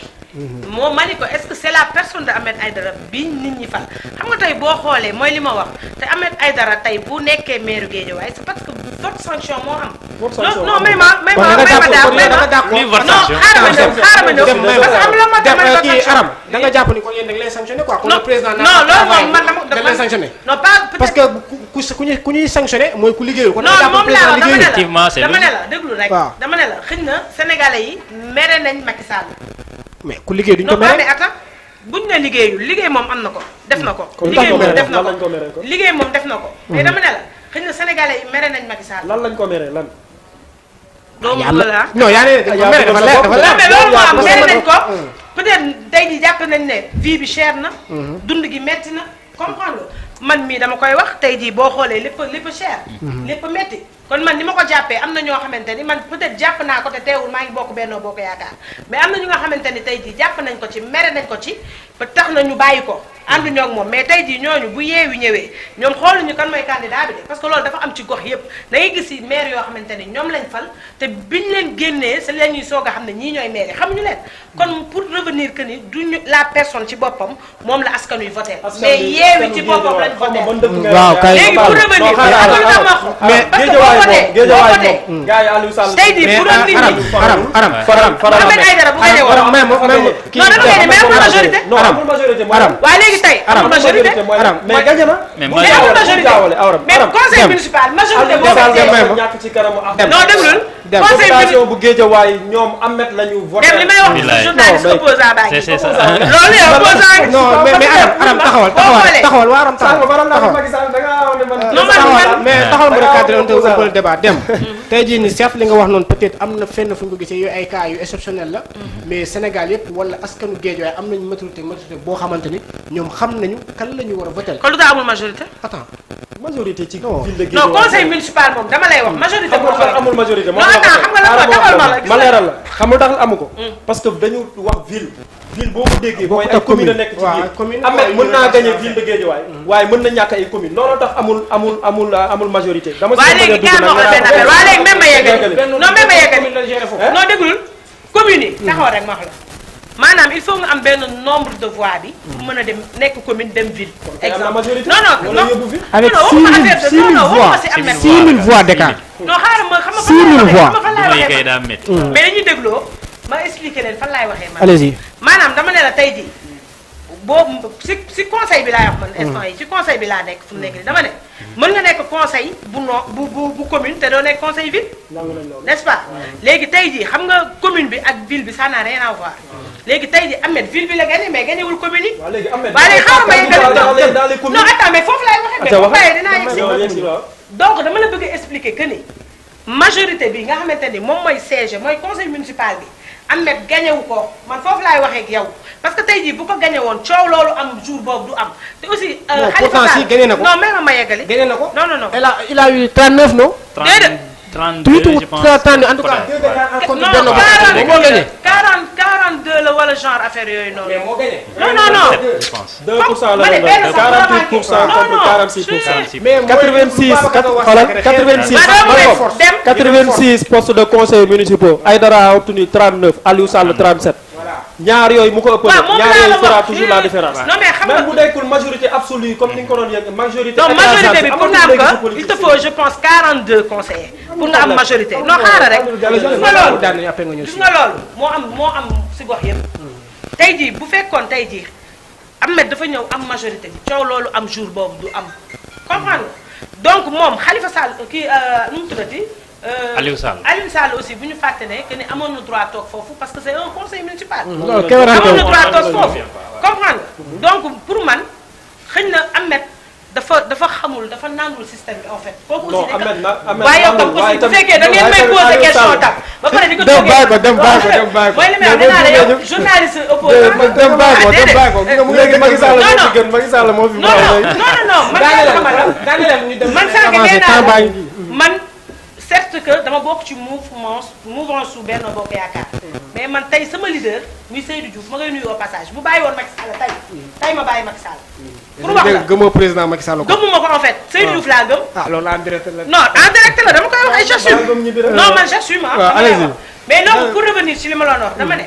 coow li lu tax mu am c'est parce que Ahmed Aïdara amul majorité. te loolu gis nañ ko ci gox yëpp la am tey jii Ahmed dafa nekk peut-être dafa xamul réellement politique bi novice la bu xamoon avant ñuy dem jour boobu ci siège bi parce que gox yu bëri noonu lañ def ñi nga xamante ne amuñu majorité dañu dem jéem a xool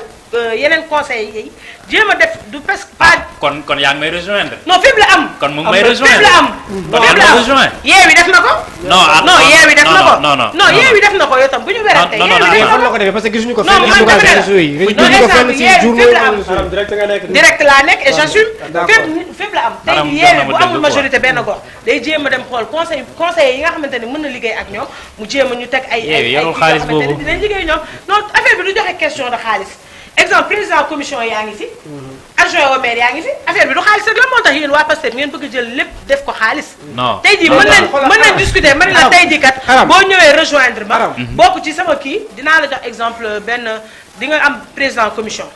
wala dinaa la jox poste adjoint au maire da ngay bokk ci bureau bi. je suis parfaitement d'accord. foofu laay waxee. mais c'est Ahmed nag loolu la comprendre wul woon. non le cas de Guédiawaye ne s'est pas passé ainsi. Babacar Ahmed dañ koy fal dañ koy faloon pour mu dindi fi li fi newoon. effectivement mais pas mu fi indiwaat loolu. ba mu demee nag ba xam ne looloo fi sës. loolu moo am population bi ko ci mere moo tax. kenn mënu ko dindi parce que réalité. mais Ahmed nekkul dafa xamul politique mais li fi nekk. non dama ne loolu réalité politique la.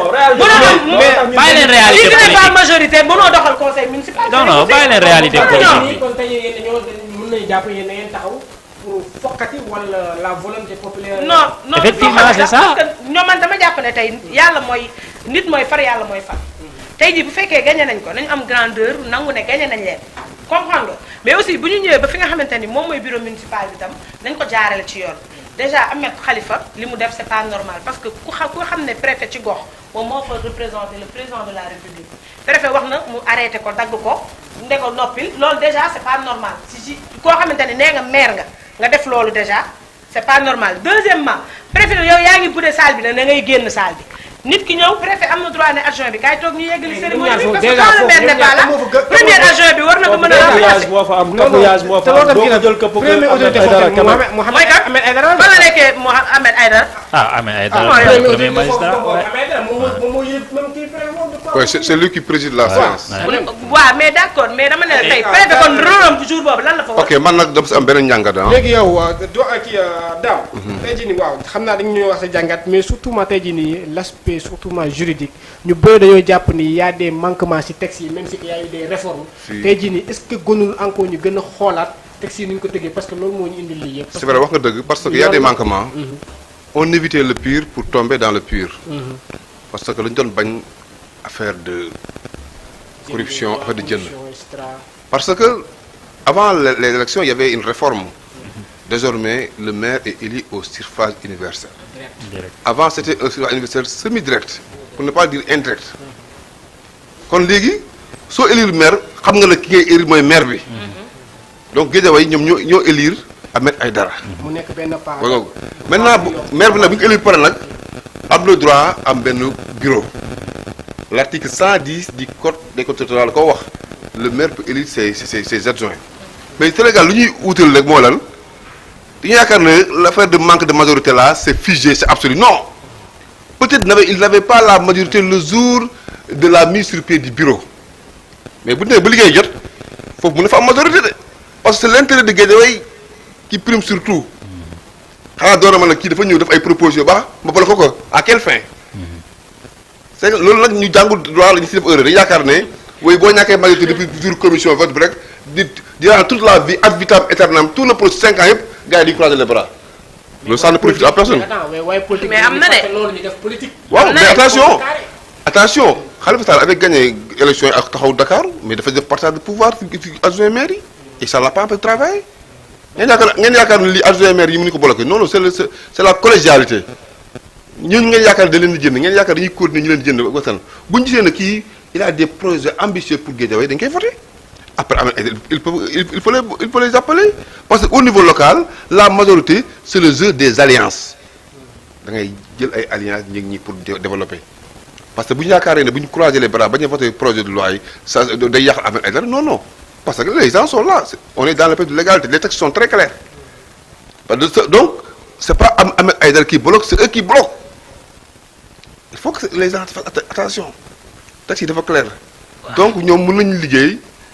ensemble bu fekkee Ahmed Aïdara proposé nañu ay projets yu baax pour Guédiawaye parce que je pense que ñoom ils sont les conseillers de la ville ils n'ont pas des conseillers de tel parti une fois que tu es élu on vous donne monsieur le conseiller de la ville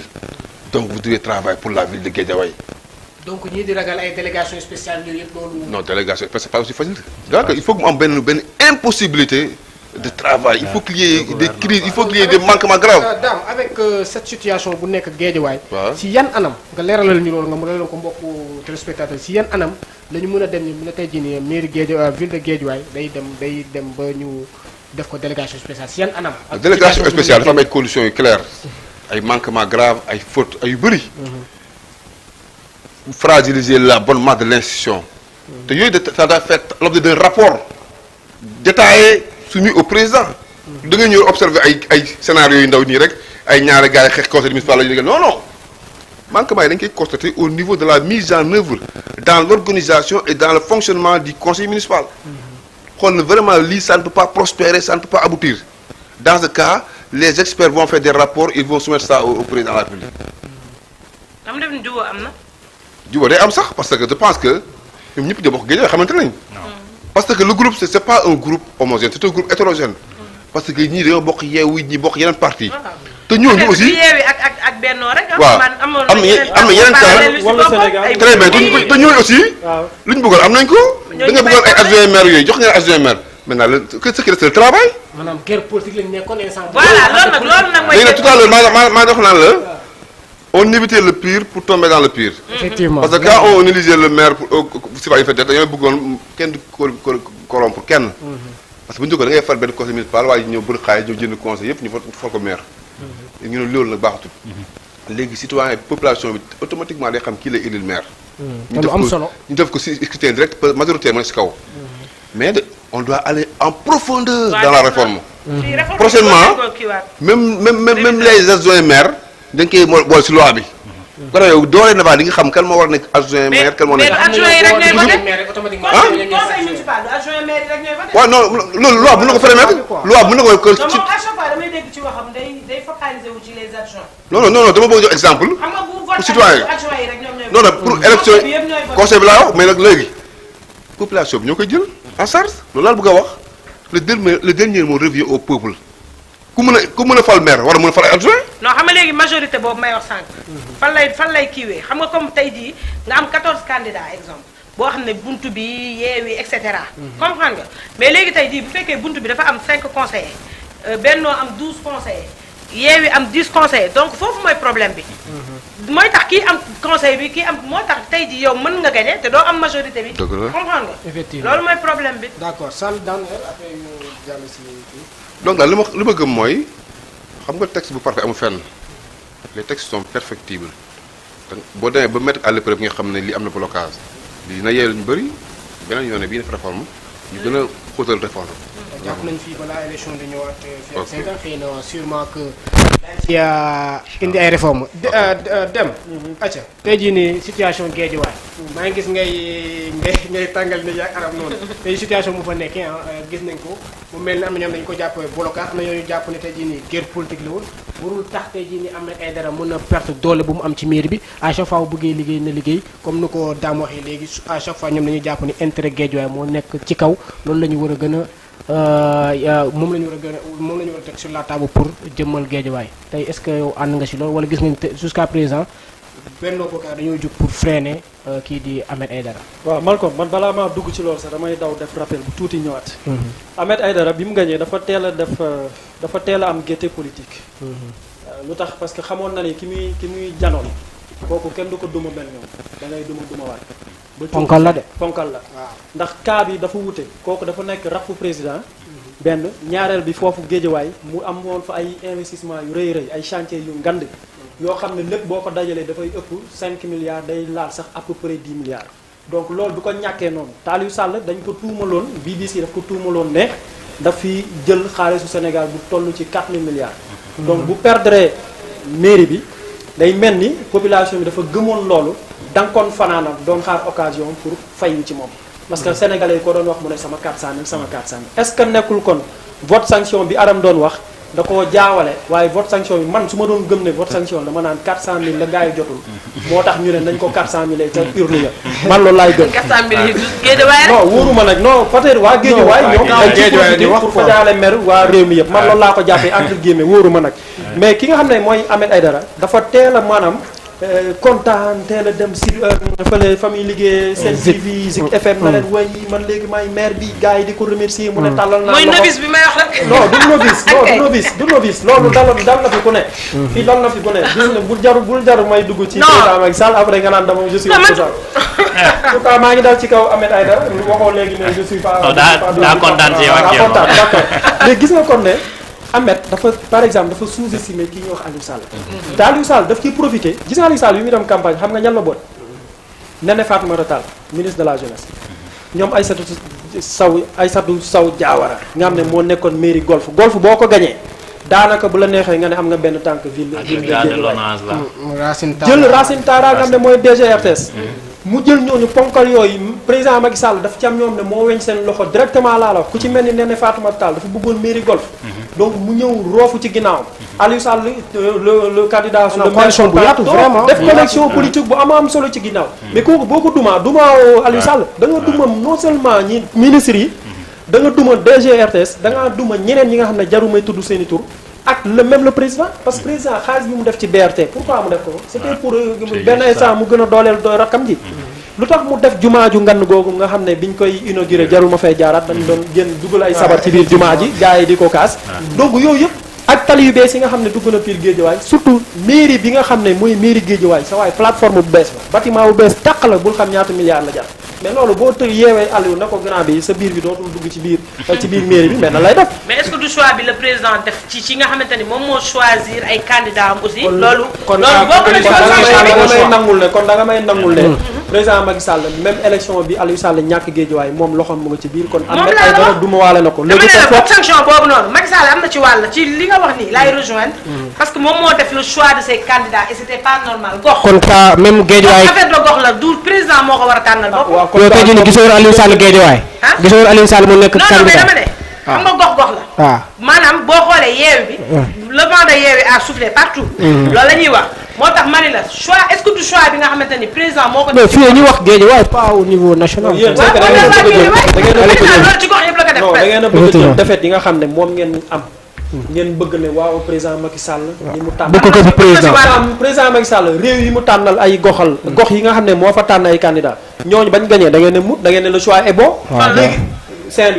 Saint-Louis Mary Teuw Niane dafa samp ndëndëm Mansour Faye sampaan ndëndëm yaa ngi dégg Mary Teuw Niane am ay sanctions politiques yoo xam ne jóge na ci président Macky Sall dal ci ko terewul mu samp ndëndëm te Mansour Faye ko gañe dem allez-y vite rapidement mais bëriwul de non bari nañu du jarul ma fay dugg bëriwul nag non bari nañu ak liste parallèle yi nga xam ne soxna si président Macky Sall moo ko parrainé loolu man ñeme naa ko en tant que journaliste beneen ba ca topp mooy Guédiawaye ca boppam soxna si Guédiawaye Aliou Sall Ahmed Aïdara bi muy ñëw même pour ñu constituer le bureau municipal le conseil municipal mais ba muy ñëw amu si kenn koo xam ne nii Ahmed Aïdara peut-être wóolu na ne yow voix am ci moom nga jëm amu si c'est-à-dire que quelque part ñoom waa Yewwi Askan bi ñu noppee waroon nañu woote concertation xool ñi nga xam ne ñoom ñoo topp seen ginnaaw te bokkuñu ci pouvoir bi ñu toog def ak ñoom waxtaan loolu mënta ñàkk parce que xam nga loolu tax Ahmed Aïdara foofu ñoom waa Yewwi Guédiawaye ñoom foofu la ñu ñàkkee looloo tax pression bi nga xam ne dafa dal ci kaw Ndiogou Dieng mi nga xam ne moo nekkoon coordonnateur wàllu Sénégal ca Guédiawaye mais waa PDS dañ na ko woon bul mës a jàppale Aliou Sall finalement dafa dem jàppale Aliou Sall voix yi nga xam ne ñoom waa wàllu Sénégal nga xam ne PDS ñoo ko yoroon coalition ñoo fa jiitu woon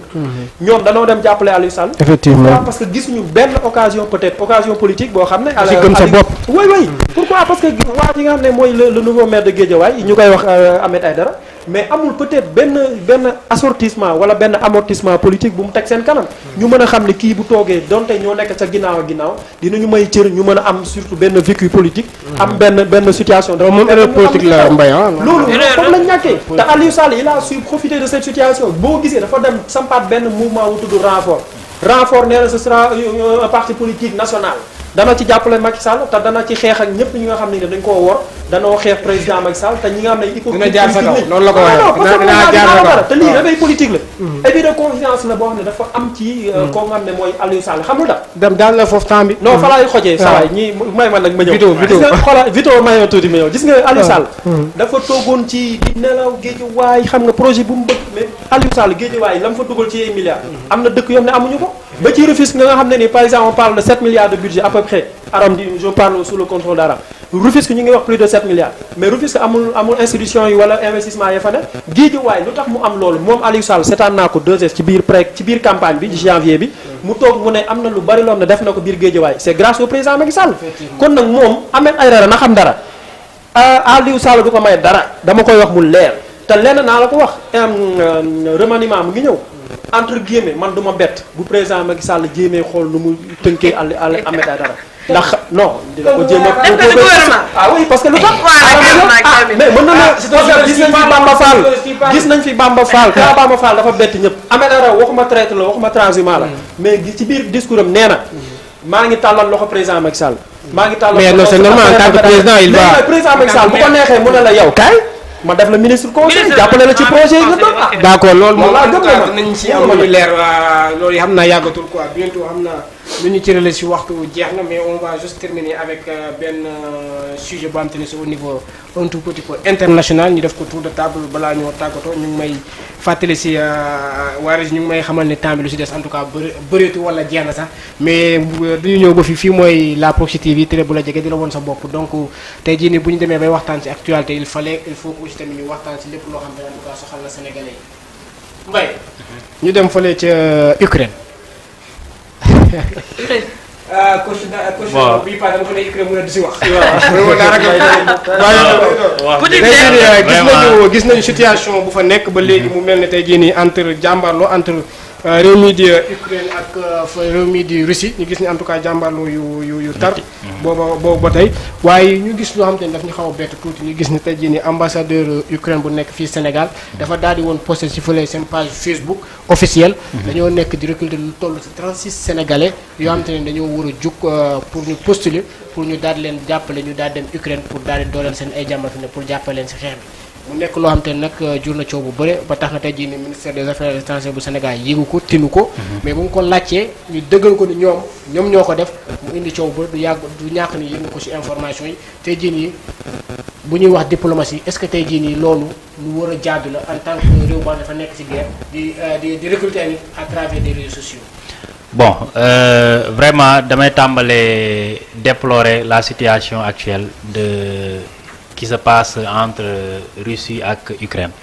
Vraiment ñaanuñ ko yàlla si monde bi nga xam ne ni actuellement tout est interconnecté donc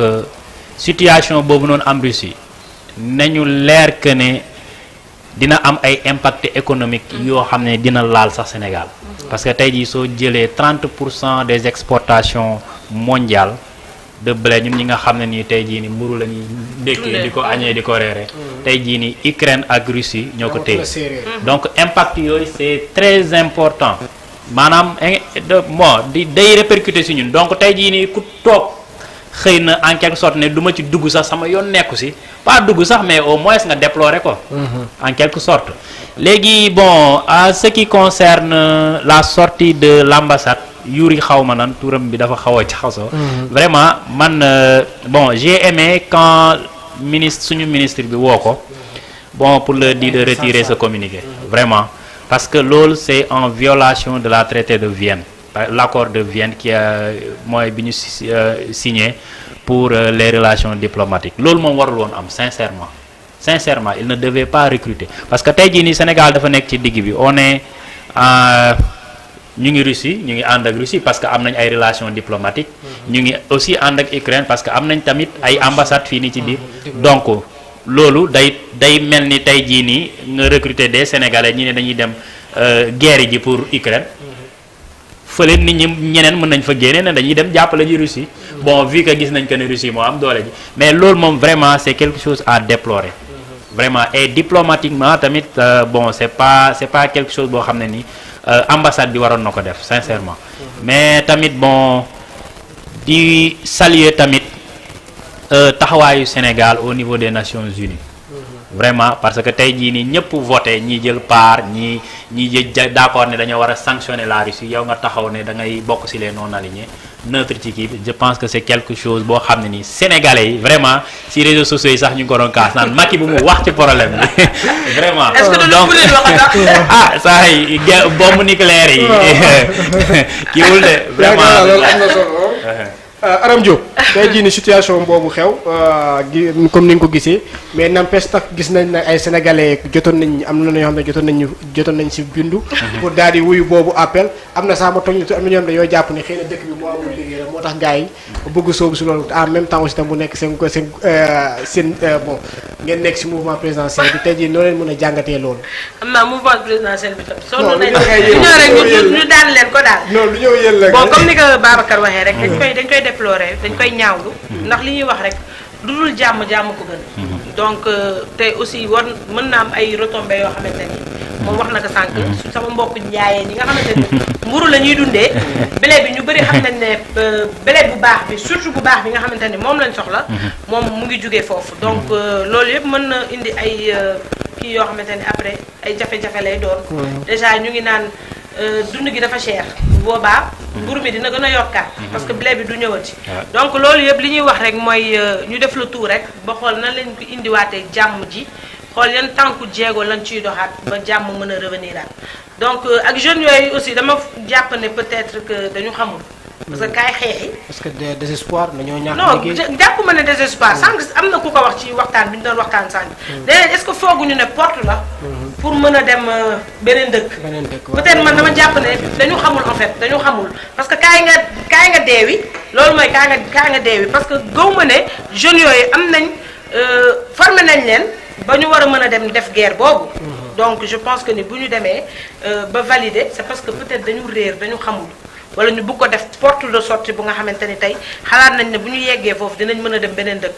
peut-être ñàkk xam la aussi. mais jàppoon daal chômage tamit xaw na ci laale. non góob ma ne chômage kaay dee nga ne damay dem ndax chômage loolu moom góob ma ne chômage. dëkk bi daa métti non dëkk bi métti dama ne Sénégalais nag xoolal. Sénégalais liggéey amu fi. Sénégalais xoolal bëgg na lu yomb torop mais bakkanam da ko bëgg. waaw loolu tamit la leer kaay dee moom loolu tamit moom dëgg la waaw loolu aussi dañ koy kii waaw. yaakaar naa loolu am na solo Dame tey jii nii sa xam-xam màcc ci wàllum yoon tey jii nii jàpp nañ tey jii nii loolu xëy na lu war a mën a nekk la waaye buy nekk du nii la war a nekkee xëy na tamit Sénégal bu yóbbu ay doomam ay civil lay yóbbu xëy na par la voie militaire extra mais tey jii ñu gis ni ñoom carrément mais ñoom taxul ni c'est à travers les réseaux sociaux la ñu daal di recruter yooyu mu mel ne tamit yoon daf ko tere. très bien loolu moom dañ koy ñaawlu parce que enrôlement d'enfants la te loolu c'est interdit au niveau international. am na yenn pays boo ko defoon automatiquement il appelle leur ambassade à rentrer à la maison. parce que loolu violation des conventions de Vienne et de Genève la donc lu ñu xamal leen benn affaire mi ngi ci biir aussi parce que bu ñu taamoo Afrique am na lu tax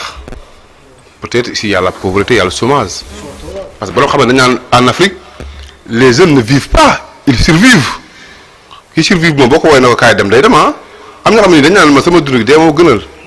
waaw jël ay gaal ki jël ay gaal kon tey boo nee kaay dem Ukraine day dem. donc loolu aussi man maa ngi rafetlu ministre bi le fait que mu demande d'explication def benn communiqué vraiment pointer du doigt à l'ambassade d'Ukraine ñoom aussi ils ont rectifié le tir loolu rafet la ñu xam ne aussi guerre bi du ñoom ñaar dong la guerre bi ça peut avoir des conséquences économiques parce que nous sommes dans la mondialisation nous sommes dans l'interconnexion et il faut am ay violations yu garaaw yu si nekk conflit bi du conflit uniquement un conflit militaire dafa laal lu bëri ça touche à l'économie ça touche à la géopolitique ça touche à la géostratégie parce que boo xoolee li la si def agression la c'est ça qu'on appelle un crime d'agression parmi les crimes contre l'humanité il y a le crime de guerre crime de génocide et crime contre l'humanité et boo demee Nations Unies seen statut 7 dafa interdire la non-ingérence dans les affaires intérieures des États benn état warul dugg ci benn état di ko doxal moom mooy beneen période bu ñu naan le droit des peuples à disposer d'eux-mêmes askan wu nekk kum neex war nga xool ban forme ngay gouverner sa bopp kan nga war a alliance ak yooyu Russie wartu mën a interdire Ukraine na ko kii ngay ànd ak doo ànd ak kii loolu ça viole le chapitre 7 maintenant lu comme que nous sommes dans un monde boo xam ne nii dañu yaakaar na guerre froide ba mu jeexee jeex na alors que am na yeneen borom xam-xam yi ay Fukuyama ay Umtuto naan la fin de l'histoire. L'histoire n'est pas encore terminée parce que boo xoolee tey équilibre de la terreur bi amoon ci guerre froide ba amoon ba léegi parce que pourquoi yenn pays bu ñu daan agressé morom pays ñëpp dañuy sot pour le maintien de l'ordre nation di intervenir pourquoi cette fois ils n'ont pas intervenu parce que am na lu tax il y a un équilibre de la terreur xam na ne la Russie est un pays qui est assis sur des bombes am na pays yoo xamante ni chaque fois gars yi leen laal dañoo toogaale lii di Russie lii di Iran lii di Corée du Nord c'est des pays yoo xamante ni dañoo toog si ay armes te ba pare aujourd'hui xam lu ñuy xeex lu ñu naan la course effrénée à l'armement dëkk bu nekk yaakaar naa ne arme léegi mooy doole. arme mooy nguur. arme mooy puissance soo amee arme kër la laal. te bu ñu jógee si Russie bi di nga gis beneen pays bu xamante ni il va développer son arsenal de l'uranium pour wax ne kat mën naa du ko le secret. le secret c'est quoi? C'est d'avoir des armes puissantes. Parce que la meilleure façon de se préparer c'est d'avoir des armes. loolu am solo la dem sa gis-gis yi boobu tweet wala appel à candidature boo xam te ne ambassade Ukraine daal na ko def fii si ndawu Sénégal. waaw Malcolm man fi daanalee foofu laay jël rek pour mën a duggaat si biir question bi très rapidement parce que moom nee na armement fi mu ne dafa bokk ci liy tax nit ñi respecté la rawatina réew ak réew mën a respecté ku ne sa morom dëgg la boo seetloo Sénégal jamono yi weesu yëpp daanaka 4 ans ou 5 ans yu weesu président Macky Sall dafa gën a dooleel armée di indi ay blindés yu bees di indi ay oto yu bees di gën a chargé par exemple les gendarmes les policiers di leen gën a may doole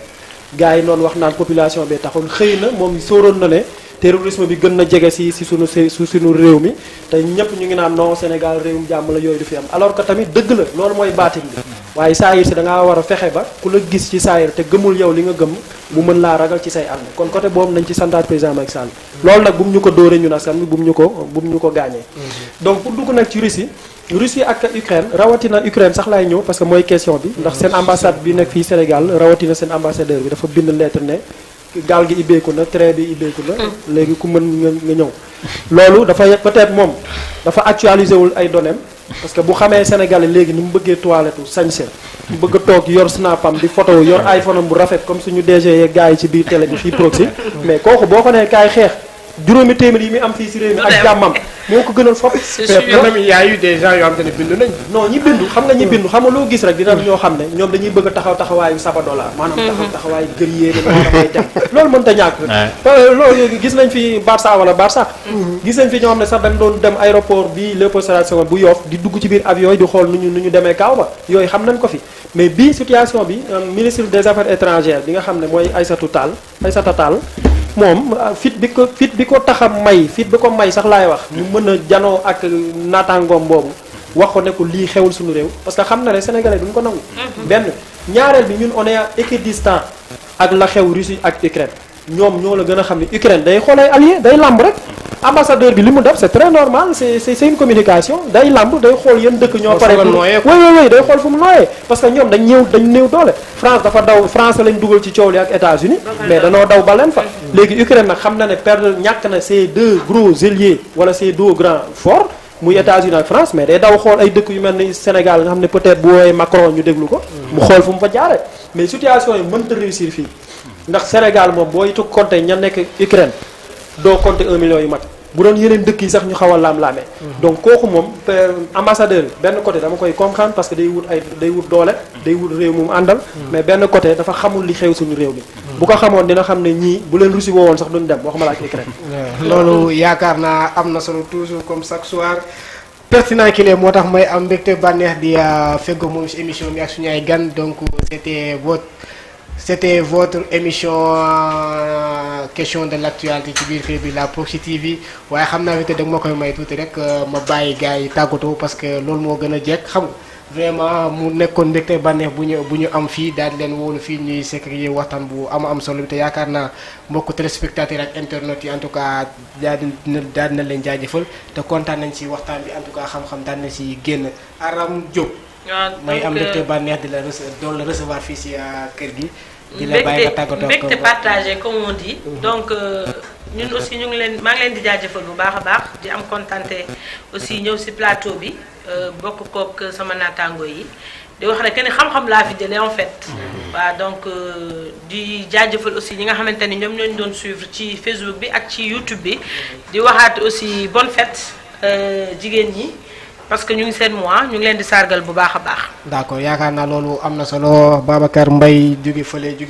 fële ci Pastef ñu lay jaajëfal bu baax si teewlu bu nga teewlu émission bi ak wuyu bu ñu ci biir kër gi. merci beaucoup Malcolm maa ngi leen di remercier aussi ci invitation bi di rafetlu vraiment le débat amoon na niveau trop merci di kontaan ci invitation bi bu baax a baax di remercier tamit mes co-débatteurs vraiment indi nañu xam-xam macha allah li la ñuy xaar ci la jeunesse donc di nuyu ñëpp di sant ñëpp di surtout les téléspectateurs de la Proxi TV di am mbégte dellu si te di ñaan yàlla incha allah 2024. réew mi ñëw si loxo Ousmane Sonko. dama sargal jigéen. ok naka noonu ñu doon dalal fii nii Dame Sall ñuy am mbégte bànneex loolu dara ci kër gi. di fàttali la moom sama doyen la quoi moom mooy sama kilifa fa may jàngee di UVS. mu nekk en tout cas vraiment mbégte bu ma am pour sa yow waxtaan. te gën naa la xam te gis naa ni en tout cas bii mooy doon bu njëkk mais doon bu mujj vraiment. merci beaucoup Malcolm maa lay remercier cette invitation bi. di remercier vraiment les co-débatteurs. Vraiment, je suis très fier de toi. Ça facette bien, hein?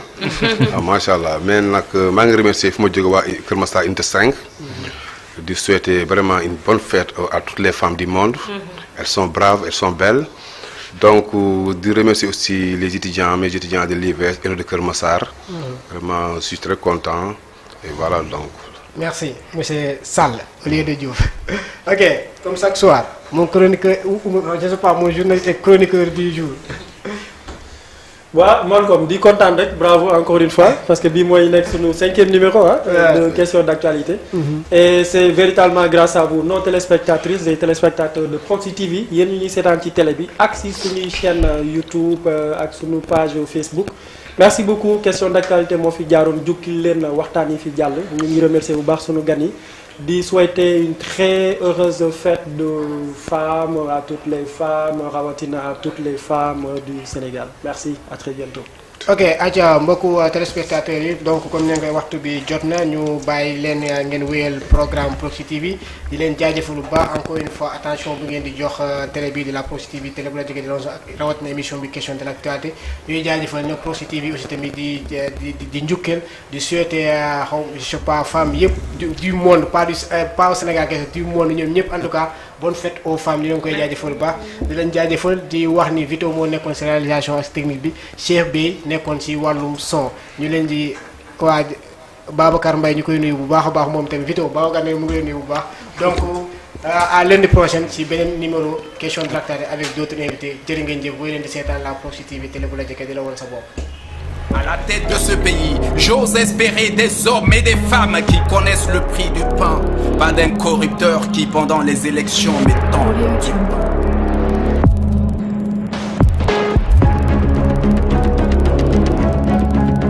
Je veux donner ma voix à ceux qui n'ignorent pas ma réalité et non à des hommes qui, seulement pendant les campagnes, s'intéressent à nos localités.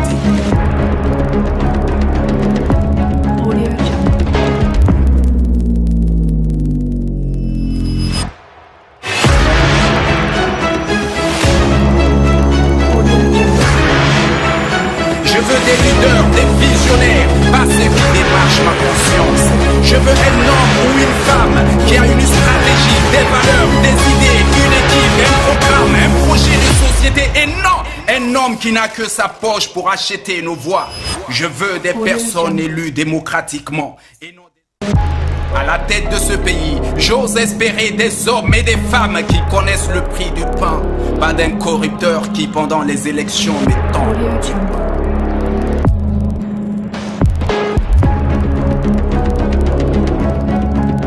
Je veux donner ma voix à ceux qui n'ignorent pas ma réalité et non à des hommes qui, seulement pendant les campagnes, s'intéressent à nos localités.